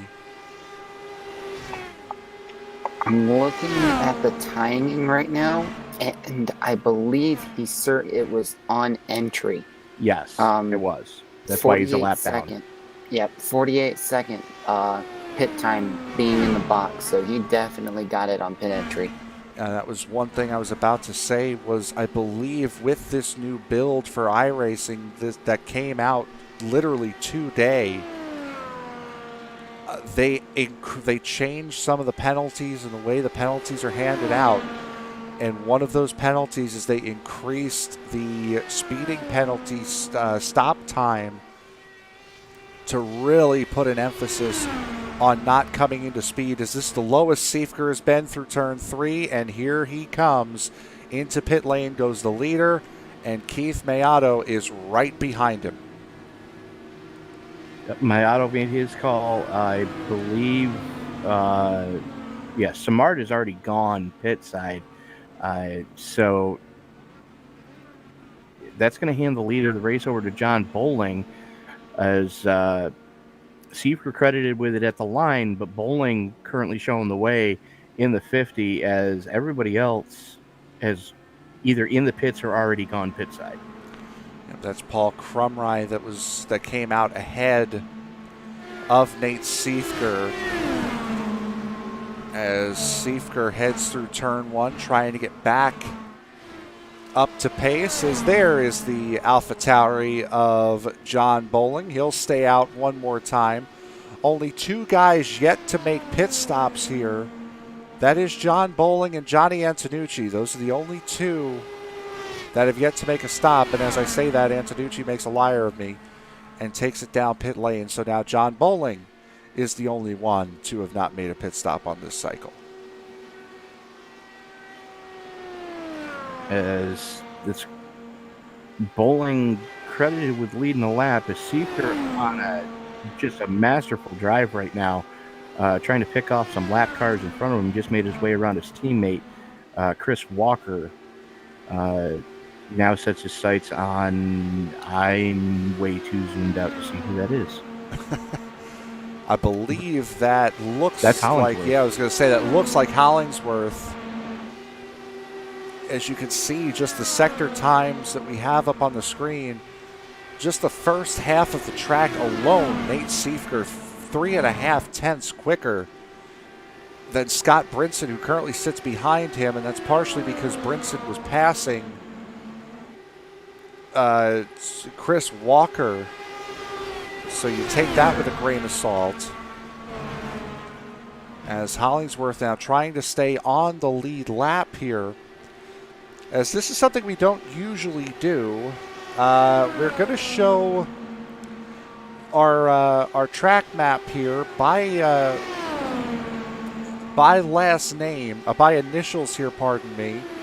So NS being Nate Siefker, that orange dot there going through turn 3 is Scott Brinson, SB. As you can he's see, got Ronnie Osmer right behind him. that would be RO, I believe, yes? Yes. As you can see where these guys are on track in relation to each other. And that GS that you see that's on the front straightaway stopped there. I'm sorry, that would be a CS. That would be Colin Scott, who is still in pit lane. As we look at our nice little track map here. Nice little debut for the track map here at Pocono. Yay for the track map.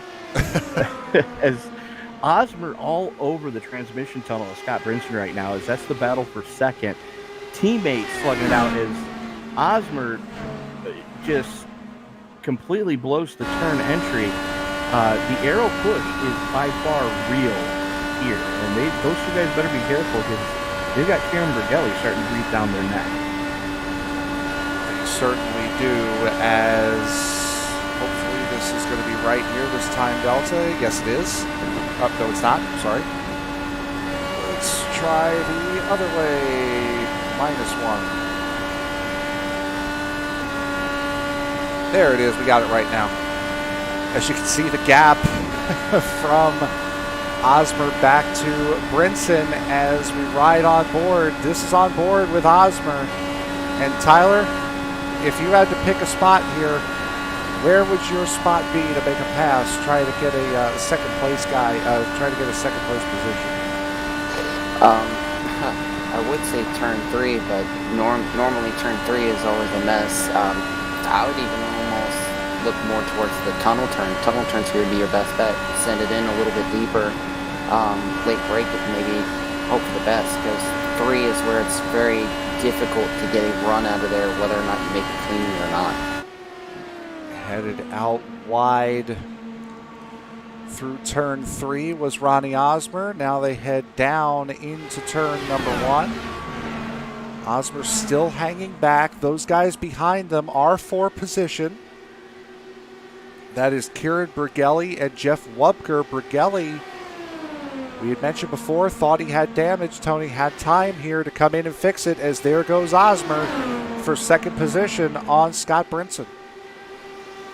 Yeah, Osmer got tired of waiting and just full send it mode going through the tunnel turn, as Brinson now having to deal with the arrow push going through 3.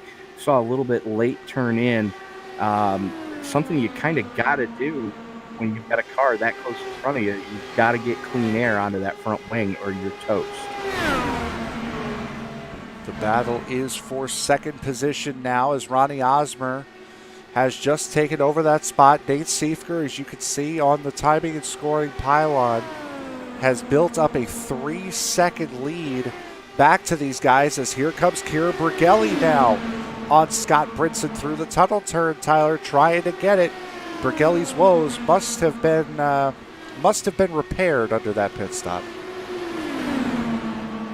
Yeah, it seems like it. So whatever kind of damage he had, it was really hindering him a lot. And good comeback for Kieran after having that issue. And Scotty Brinson just put on another show, trying to work his magic and catching up to Ronnie. But Ronnie's just putting on a clinic on these three. Brinson about to lose another spot here to Kieran Brigelli. Brigelli ducks back behind him going down Long Pond. Through the tunnel turn, and we're talking about Kieran Brigelli trying to put the fight to Scott Brinson. Jeff Wubker has not let him go. Wubker is right behind Kieran Brigelli. And Tony, very, very quickly, can a Brigelli attack on Brinson turn into a defense from Wubker? Well, I think we're seeing it right now as Wubker's all over the rear wing of Brigelli as they come through the short chute leading into the tunnel turn. And now Brinson, because he was so close to Hosmer, has to really lose a ton of momentum, and Brigelli just throws it to the inside going through three. Brigelli takes the third spot, and Brinson about to lose the fourth position from Jeff Wubker as well. And again, this isn't just a race with points on the line. There's money on the line tonight. $65 to the winner, $50 to finishing second. And then, oh, wow, Brinson and Wubker coming close to meeting in turn one. As Brinson will hold the spot, as Wubker will fall in line. But $50 to whoever finishes in second, and then it decreases in $5 increments all the way down to 8th position. So Timothy Bates right now would be the last one getting paid with $25 in his pocket, currently occupying the 8th position. That'd be $20 to 8th. $20 to 8th, pardon me. I could do math. Oh, you are from New York, and we do have Common Core here, but that's for a different story. Yeah, well, I graduated high school in California, so that explains everything. There it is. Yep. Oh boy. As Samard goes around Wubker the hard way, now sets his sights on Brinson for fourth. How about the drive from Samard? I mean, gone for 2 seasons, 3 seasons actually, and just running in the top 5 right now. That's a masterful drive. And here comes his teammate, Mayato, who started 20th. It has been a fantastic drive for these guys. As now Samard looking on Scott Brinson. And Tyler, I'm not sure, but could Brinson have possibly hit the wall somewhere? And that's causing him to fall back, because this is not the Scott Brinson we saw just a couple of runs ago. As we have 10 laps to go, we're getting busy here, almost 3 wide going into the tunnel turn, and these guys are going for it now as Samard, who was just in 4th, has now fallen back to 7th. Yeah, I think it might have been close between Scotty Brinson and Jeff Whooper maybe getting some kind of little contact damage, but I don't know. I mean, just the way Brinson's running now, he's been very aggressive trying to get back up to the front, so it could be a lot of question marks. Oh my goodness, somebody in the back I just happened to notice. I thought it was just somebody going into the Mark pits. Walker. Yeah, but boy, oh boy, Mark Walker. And the caution is out. And we're going to show you why here, as Mark Walker hit the wall coming out of turn 3, and my goodness, did he take a ride into the pit wall. That's a thank God this is a simulator kind of moment. Man, we've had 2 of those tonight. Well, if the way Walker hit the pit wall, that's a guaranteed basilar skull fracture. And that's less than ideal, as any NASCAR fan would know. It's the same type of head injury that, we lost Kenny Irwin Jr., we lost Adam Petty, we lost Tony Roper, we lost Dale Earnhardt Sr., we lost Richie Evans. The list is a mile long, and Yep. it's a good thing this is a simulator, because we would have lost Mark Walker had that been a real life incident. Yeah, I could almost compare it. I hate jumping in, but I could almost compare it to Greg Moore's fatal crash back in Indy as well. Same idea. And that's just, I mean, you never like seeing those hits, and those, in real life, those are the hits that scare you, and those are the hits that hurt you a lot. And even though it is a sim, it's still sometimes very easy to lose sight of the fact that those are not hits to be taken lightly. He was 175 miles an hour when he hit the pit wall. Yeah, that's nothing to laugh at. That's a hard lick. As the overhead shot here shows, guys coming into pit lane for what would be the money stop. This is the money stop, and we're going to have about a 5-lap shootout when we go back to green. And John Bowling going to take a risk here. And Bowling electing to stay out. He's the only one. And speaking of John Bowling, we talk about these guys as Siefker well in and out first. And Osmer beating Bergelli off pit road. Yeah, just barely. Osmer beat Bergelli off. See the pit time cycle down on the bottom of your screen as the field catches up. You know, Tony, last night when we did bottom split bingo, we had talked so much about driver I rating and safety rating. If you look at all the guys in the field here tonight, Sam Cooper Bennett and Colin Scott have B licenses, which is the second highest you can get for normal people. It's the second highest license you can get.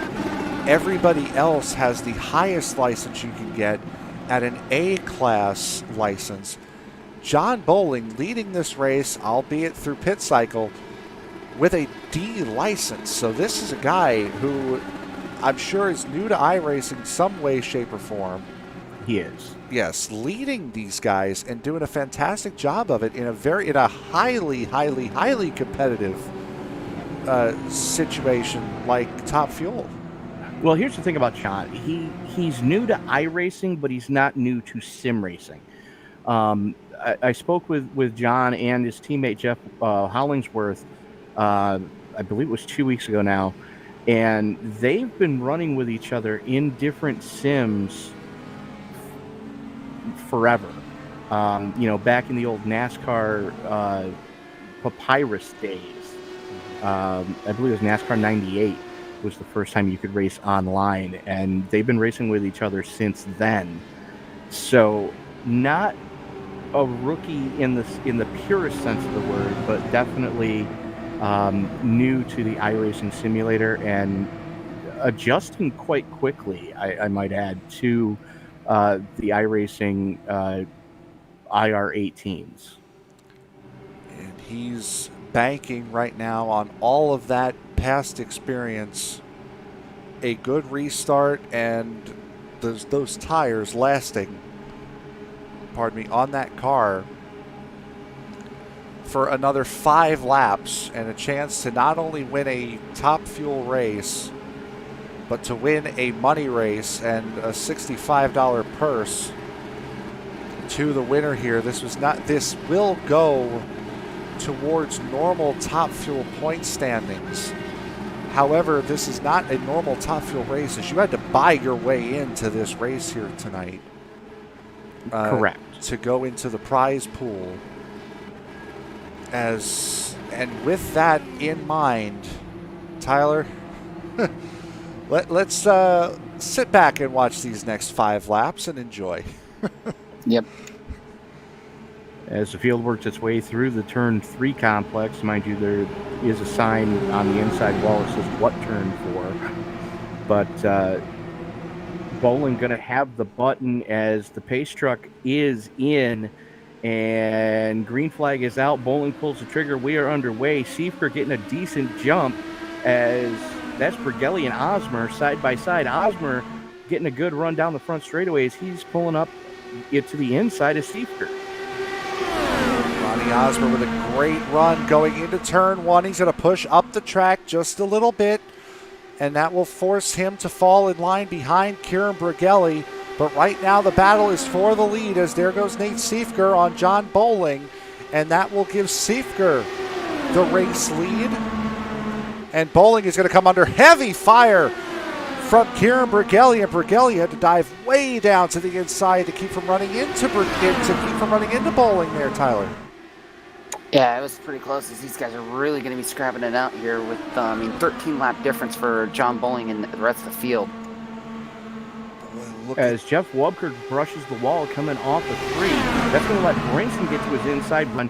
Has to back it off a little bit as Bergelli's going to take a shot at Bowling. Oh, it hits Osmer. Yep, there goes Osmer. There goes Brinson. Oh, and boy, oh boy, you knew this was coming at some point. There's Bergelli's mangled car all torn up. There's Brinson rolling. Fortunately, there's Osmer not quite rolling. Well, at least in that case, not rolling as much as he would want. And that right there, I think, is what John Bowling was banking on, because we've seen it several times with Top Fuel already this season. No green-white checkers. Nate Seifker has won this race, and John Bowling on pure pit strategy is going to come home in second. And that all stems from Bergelli and Osmer going side by side through the Trenton turn, and just unfortunately, Bergelli did not give Osmer any room, went up into him, sent Osmer into the wall, who came back down into Bergelli, and they collected Scott Brinson as they were crashing. Yeah, we'll get a look here now. Osmer went upside down. Yeah, we'll get a look here. This is from Ronnie Osmer. See him spinning, and just as he hits the grass, that flashing of the camera, do apologize, but that's... Try to get this from Brinson's view here as you see the cars sliding all down the front straight, all down the Long Pond straightaway. There's Osmer flipping. Would like to get a shot of this from Bergelli's point of view, as there you see Bergelli spinning, just clipping Dan Brazington. And unfortunately not the way a lot of these guys would have wanted to finish this event off, as it has been a fantastic race here at Pocono to watch. A lot of action going on, a lot of close racing. And Tyler, sometimes you add a real-life money purse to this, coupled with points and the fact that we are getting later and later into this season. Things sometimes happen. Yep, and boy, was it a heck of a race. But yeah, you hate to see it with Ronnie just nowhere to go. Kieran just trying to be a little bit aggressive, and things like that happen, and then the entire field trying to check up and avoid everything. I mean, boy, that was a mess of a wreck. As these guys go through the tunnel turn now, this race will end under caution. So Nate Seifker right now pacing around here is just a pure formality at this point. So the final running order sits as you see it on the timing pylon. So Nate Siefker will win this race after a wild and crazy race at Watkins Glen. He'll take back-to-back victories. John Bowling, as we mentioned, on pure strategy, will come home in the second position, and Jeff Wupker will finish in third as the white flag is displayed, as well as the caution. And those guys, we will be hearing from those guys here as this race comes to a close momentarily. How about, Bowling starting in 21st? Did not time trial worth a darn. And he sits in second. 19 positions gained. That is incredible from these guys. We'll throw up the positions gained again there. Sorry, 20 positions gained. I can math. Really, I can. No, you were right the first time. 19. 19 is what I have on my timing and scoring. And also, Tyler, we've been talking about them all race long. For guys that haven't run in about 3 or 4 seasons, Chris Simard and Keith Maedo come home in 4th and 5th, and I'm sure would hope we see these guys again next week at Charlotte. Oh, absolutely. I mean, they put on a heck of a show, and they just with how this race went for them, they showed how strong they can be with strategy, and they can show their pace and everything. And when it's time to go, they will go. And I mean, they showed it right there, 4th and 5th, even being able to avoid the mess that happened in front of them. So I mean, heck of a performance for them. Yes, it was. It certainly was a heck of a performance for them in their first races back.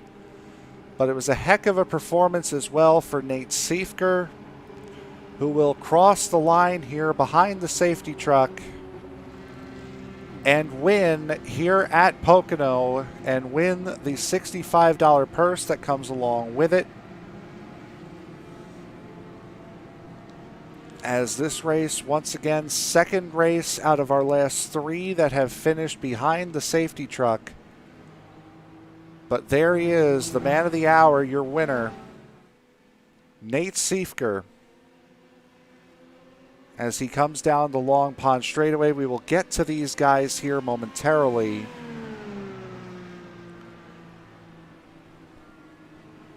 As we'll try to work this out.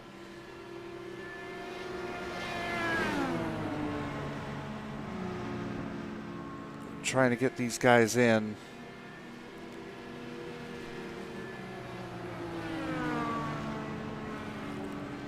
As just, what a great race we saw here tonight. A lot of action all over the place. All clean, just great racing by the guys here tonight. And I mean, this is now we saw what a mess Gateway turned into and what a mess Phoenix was earlier in the season. But this is the kind of oval racing that we expect from these guys. This is the kind of oval racing we love to see.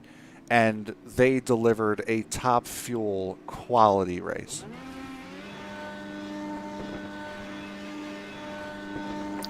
I can agree with that 100%. It was, I mean, clean racing. We only had a few cautions. I mean, but when the cautions came out, they were big. They were big wrecks. They were big hits as well. So great racing overall by everyone. So as Tony tries, it might not have been Tony. Stretch, you idiot. To your channel.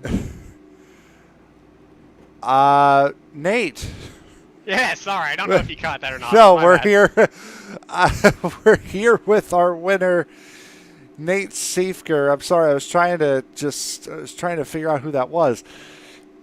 As we are here with our winner, Nate Siefker, right now. Nate, back-to-back wins, a $65 in your pocket. I'm sure this is exactly what you wanted out of this race. Yeah, it was a good one. It was kind of one of those races where you kind of just you just got to know where to be at the end of the race, and thankfully we were there, and thankfully it worked out in the end. Those two yellows, I was both in the catbird speed on the User left your channel. catbird seat. There we go. I got it right that time. I was in that seat on the both those yellows, so I would have won the race if it wasn't for that first yellow. Probably would have won the race if it wasn't for that second User yellow. joined your I channel. probably would have won the race if it wasn't for that third yellow. So yeah, all three yellows there later in the race kind of didn't help my race, and thankfully I was able to get back. And John made a fantastic strategy call there. I didn't think that was the right call at all, and it worked out for him. So kudos to him on that one. Sorry, go ahead.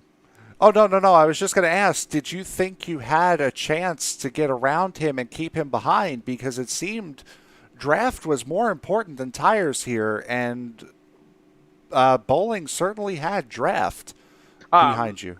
Yeah, I knew that. I honestly thought he was going to drop like a rock, and I was kind of surprised that he didn't.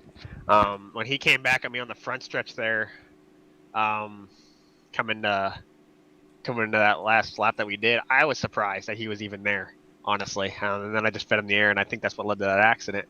But yeah, it was kind of one of those deals where I was kind of genuinely surprised at that strategy call.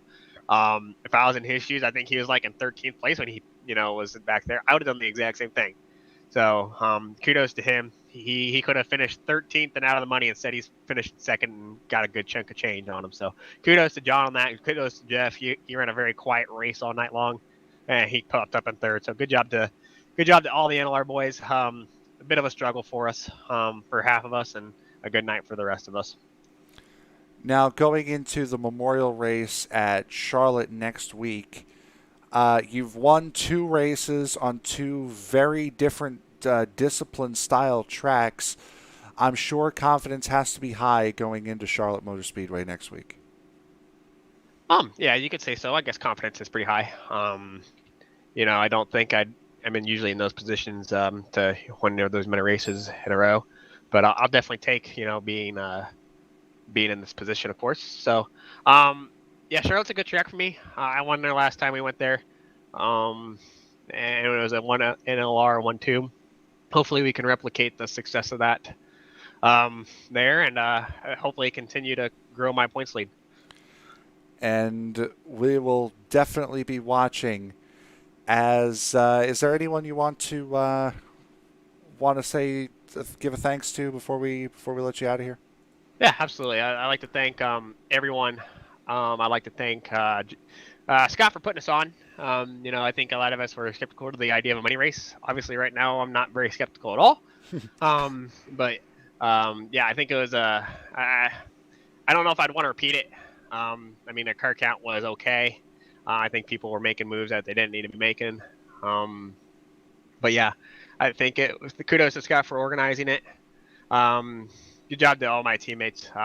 They all had rough nights, except for Wupker, who popped up there at the end. So congrats to him on the podium and everyone else. And thank you guys for putting this on. I know you guys take a lot of time out of your nights. I know you guys had some struggles tonight to get this show broadcasted. But yeah, you guys are a great job, and you guys do an excellent job with broadcasting and putting the show on. All right, there's your winner tonight, Nate Siefker. A little less entertaining than last week. Yeah, we like that. We like that. We don't want that no more. I said last season when we were Watkins Glen, I didn't want the stress that entire race, and that race last week was about 10 times more stressful. This was about 5 times less stressful as it was last week. So it was pretty nice to just kind of have a nice, relaxing night. Yeah, the fans and broadcasters, as well as second to last place, want an entertaining race, and the winner wants a boring one. And we got one tonight from Nate Siefker. Congratulations on your second straight win. Thank you. User was moved out of your channel. There was your winner. Nate Siefker, as we're going to User go was now moved to to your our channel. second place finisher, John Bowling. And Tony, I believe you have John. John, a rookie to the Top Fuel Racing Series, a relative newcomer to iRacing as a simulator platform, but obviously not a newcomer when it comes to sim racing as a whole. Right. Yeah. I've actually only been on iRacing for about a year, mainly focusing on my road courses. So oval's not really my thing, but I guess it played out tonight. Well, your strategy call, you definitely made a road racing strategy call by choosing to stay out with a late race caution, and the strategy call paid for you, and that just shows the experience that you have. Congratulations on the podium and the payday you're going to be getting tonight, sir. Yeah, thank you so much. So talk us through when that caution came out and you saw everybody else going pit side, what was going through your mind? Well, so I had known, I mean, I was the last one out. The last one in that last cycle. So I had the freshest tires on the grid. So I knew my tires were 15 laps old and they last like 20 laps or so, 30 laps or so, I mean. And so, I mean, I 15, I took a chance. I saw how squirrely and antsy everybody was getting up front. And I thought, maybe there's a chance that, they'll get collected in an accident. And, I mean, it just played out and like it showed. Well, I mean, definitely a yeoman's work tonight, starting 21st, coming home in second place. Just didn't put a wheel wrong all night. Your thoughts moving into next week, though, as we go to the 1.5 miles of Charlotte Motor Speedway? I've only really messed with a Charlotte Roval, so I'm definitely going to put some extra work in, make sure my racing's up to par there, and hopefully I can turn in another great result next week. Well, we're looking forward to it. John, anybody you want to thank before we let you go? Yeah, my buddy Barry, he should be watching the streams. I think he answered one of your guys' questions. He did answer the trivia question right. Yeah, my buddy Barry. I mean, he's a pretty good friend of mine, and yeah. All right, John. Again, congratulations on the podium, and we'll see you next week in Charlotte. Yep. See you then. User was moved out of your channel. So there was John Bowling putting User was moved to your the channel. Alpha Tauri on the podium for the second time this week. And joining me now, the third place finisher here tonight, that would be Jeff Wubker. Jeff, nice solid run, mixing it up at the front. Very nice to see you up at the front here. Yeah, it was nice to be. It was a good feeling to be up there. I don't get up there too much. Every once in a while, I get a top 5 every once in a while, top 10s quite often. But racing with the big dogs up there doesn't come every race, that's for sure. Yeah, we saw you. You were mixing it up with the guys and really putting it to guys like Bergelli and to Brinson all race long. Did you think that if you were in the right position that you would have a car that could beat them heads up tonight? Yeah, I did at the end. I found something with an adjustment in the car, and it was amazing how much faster it got and felt. At one point, I had on map 3 on the second last caution because my crew chief was telling me I was a lap short, and I was still running guys down on map 3 because of that adjustment. And then when the caution came out, then I could I knew I was good on fuel, and I could run balls to the wall at that point.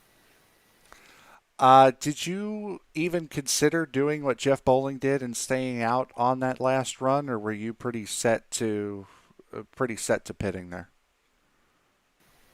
I was really on the fence on that one, and I was listening to other people in my team speak on my race team, on No Limit Racing, and they kind of sounded like most of them were pitting. So I was in a position of like fifth, sixth. So at that position, it was kind of it would have been a good move either way. And when I saw what Bowling did without pitting, I guess it might not have worked out too bad. But I'm pretty happy all in all with pitting because I ended up where I did, and I'll take a podium any day of the week. And we go into Charlotte Motor Speedway next week, another famed NASCAR circuit. What are your thoughts going into Charlotte next week with a podium under your belt? Mile and a half, very fast, pretty narrow racetrack. It's going to be tight racing. Depending on the car setup, it may be pack racing. I'm kind of hoping that it's not, but at Charlotte, it will be pack racing. So most of these guys are pretty good. I mean, we had a pretty good field here tonight. Very competitive field. A few guys that haven't raced with us in a while showed up. And next week, if these same guys show up, I think we'll race pretty clean, I'm hoping. And we certainly are hoping so as well. Anyone you want to thank before we let you get out of here and celebrate a podium? Yeah, thank you. You do a good job. And Tony and all you guys up there in booth at ESPN and Sam. Scott Brinson, I want to thank him for putting the league on. I'd like to thank my wife for, putting up with me doing sim racing all the time. And the fellow drivers for racing clean tonight. And I got a cousin named Sherry that's a pretty loyal listener to ESPN on my races. Well, we thank her very much for that as well. And Jeff Wupker, third place finisher tonight here at Pocono. Congratulations, bud. I appreciate that. Thank you. All right, so that will be the race here tonight. And guys, before we go into the final results for this event here tonight, just a great race all the way around and a lot of fun to User watch left these your channel. guys. And I really couldn't be happier with the way this race panned out here tonight. Yeah, I mean, as far as on-track action goes, we had it all night long. I think we only had, 3 cautions? And one of those Somewhere was in a that. non-incident caution. So, I mean, I can't really complain from both a broadcaster and a race control standpoint. These guys made my job easy tonight, and I can't thank everybody on the in the field enough for doing that. Yeah, and it was some great racing, great fighting overall. And like what Wupker was saying earlier, with some of the guys that you haven't seen in a while coming back and just making a standout performance as well. So great showing throughout the entire field as well. Yeah, and we will go now to the race results here as we stand. My graphic, unfortunately, is not coming up on the screen here, but we will go to the race results nonetheless as Nate Siefker wins tonight's race. John Bowling comes home in second. Jeff Wupker rounds out the top 3 spots to finish third. Chris Samard and Keith Maedo, again, we've mentioned all night long, these are 2 guys that have not run in Top Fuel in at least 2 or 3 seasons, coming home in 4th and 5th here tonight. Timothy Bates comes home 6th. Mark McFadden comes home 7th. Johnny Antonucci, who we saw earlier in the race, didn't speak much of him after that, coming home in 8th. Dan Brazington in 9th. Jeff Hollingsworth in 10th. And going back to Antonucci, the last of the money spots here tonight. And Tyler, from 11th on down. Yep, 11th place is going to be Kevin O'Brien. Scotty Brinson just having some really bad luck there, caught up in the wreck, finishing in 12th. Kieran Regelli in 13th. Ernie Ludwig rounding out your lead lap cars in 14th position. Then Paul Crumry 1 lap down. Mark Walker having a big incident during the race, falling to 16th. Chris Walker, another unfortunate race for him, finishing 17th after qualifying third. And then Ronnie Osmer just dismal near the end there, getting caught up in that wreck, falling all the way down to 18th.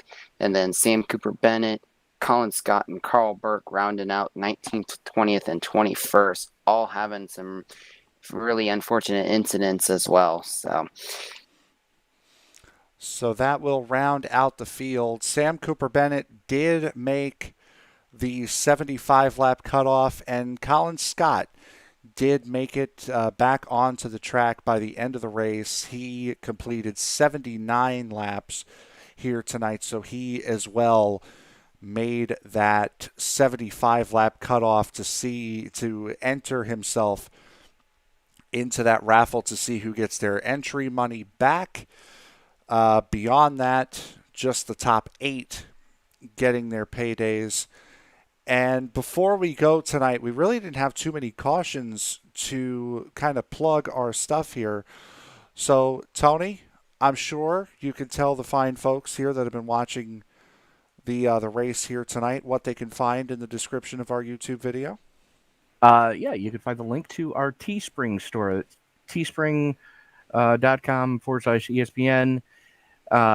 And there you can get your Top Fuel Racing as presented by ESPN t-shirts, hats, coffee mugs, face masks, since we are still in a corona environment. Face masks always needed.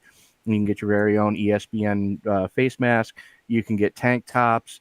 If there's anything you want to see in our Teespring store and you don't see it, just go ahead and drop a comment below, and we will get to the person in charge of our Teespring store and see if we can't make that happen for you. But there's also a promo code if you live in the continental United States, in other words, the lower 48. You can enter ESBN20, all caps, ESBN20, and you'll get free shipping within the continental United States with that promo code. And also down in the description of the YouTube stream is our Facebook page as well as our Twitter page. And tomorrow night, hopefully, barring a lack of participation, we will bring you the finale of Season 1 for the Die Hard Racing League. They will be at Martinsville in the 1987 cars, so hopefully, we will be able to bring you that race as well. Tony, I believe tomorrow night is the first Thursday night race for the Stars Figure 8 League. It is. I spoke with league admin Layla Wilson earlier tonight. She's looking forward to having us do some Thursday night stuff with them. And we're going to see what we can possibly come up with for some Friday night fun stuff. Again, with that general group of people. And if you want to get involved in some competitive figure 8 racing, it's not a demolition derby on purpose. They want to actually race a figure 8 race. And it is a lot of fun to watch. It was a lot of fun to participate in last week. The guy that won the MX5 class and didn't realize it. Exactly. So good, I didn't even know I won. And speaking of having fun on Friday night, it'll be the return of the iRacing East Super Speedway Series after their week off for Labor Day. They will be back on Friday from Legacy Daytona in the Cup cars, and then on Saturday afternoon, you heard that right, Saturday afternoon at 1 p.m., something that we are very excited about here on the channel, will be the debut of the brand new E-Formula Series. We will be taking over broadcasting duties for them starting at 1 p.m. Eastern Time this Saturday. Their debut race will be at Monza. They will be in the Formula Renault 3.5s, the open wheel cars. So Sam and I will be broadcasting that. We're looking very, very much forward to running that race. Tony, you will have NASCOM at night on Saturday night at Richmond. Yes, at Richmond. And then back to Paskey's on Monday for the Xfinity cars at Martinsville. And then Bicknell Pro Series at Volusia and the Pete Costco Memorial. yes, and the Western States Series will be at the Milwaukee Mile before we return here to Top Fuel for another memorial race at Charlotte next week. So, Tyler, before we get out of here, we'll give you the final word tonight. Heck of a race. That's all I can say. There's times I'm almost would love to come back into racing with them. It's just crazy, especially seeing Samart and Mayato showing up. I'm looking forward to seeing them come back again for the season. Just awesome racing from everyone. I mean, even with some of the unfortunate wrecks, great racing by everyone. And that will put a capper on this fun night here at Pocono Raceway. For Tony Trapasso, Tyler Vickery, I'm Frank Marchese. Thank you very much for joining, and we will see you all here for Top Fuel next week from the Charlotte Motor Speedway right here on ESPN. Winning.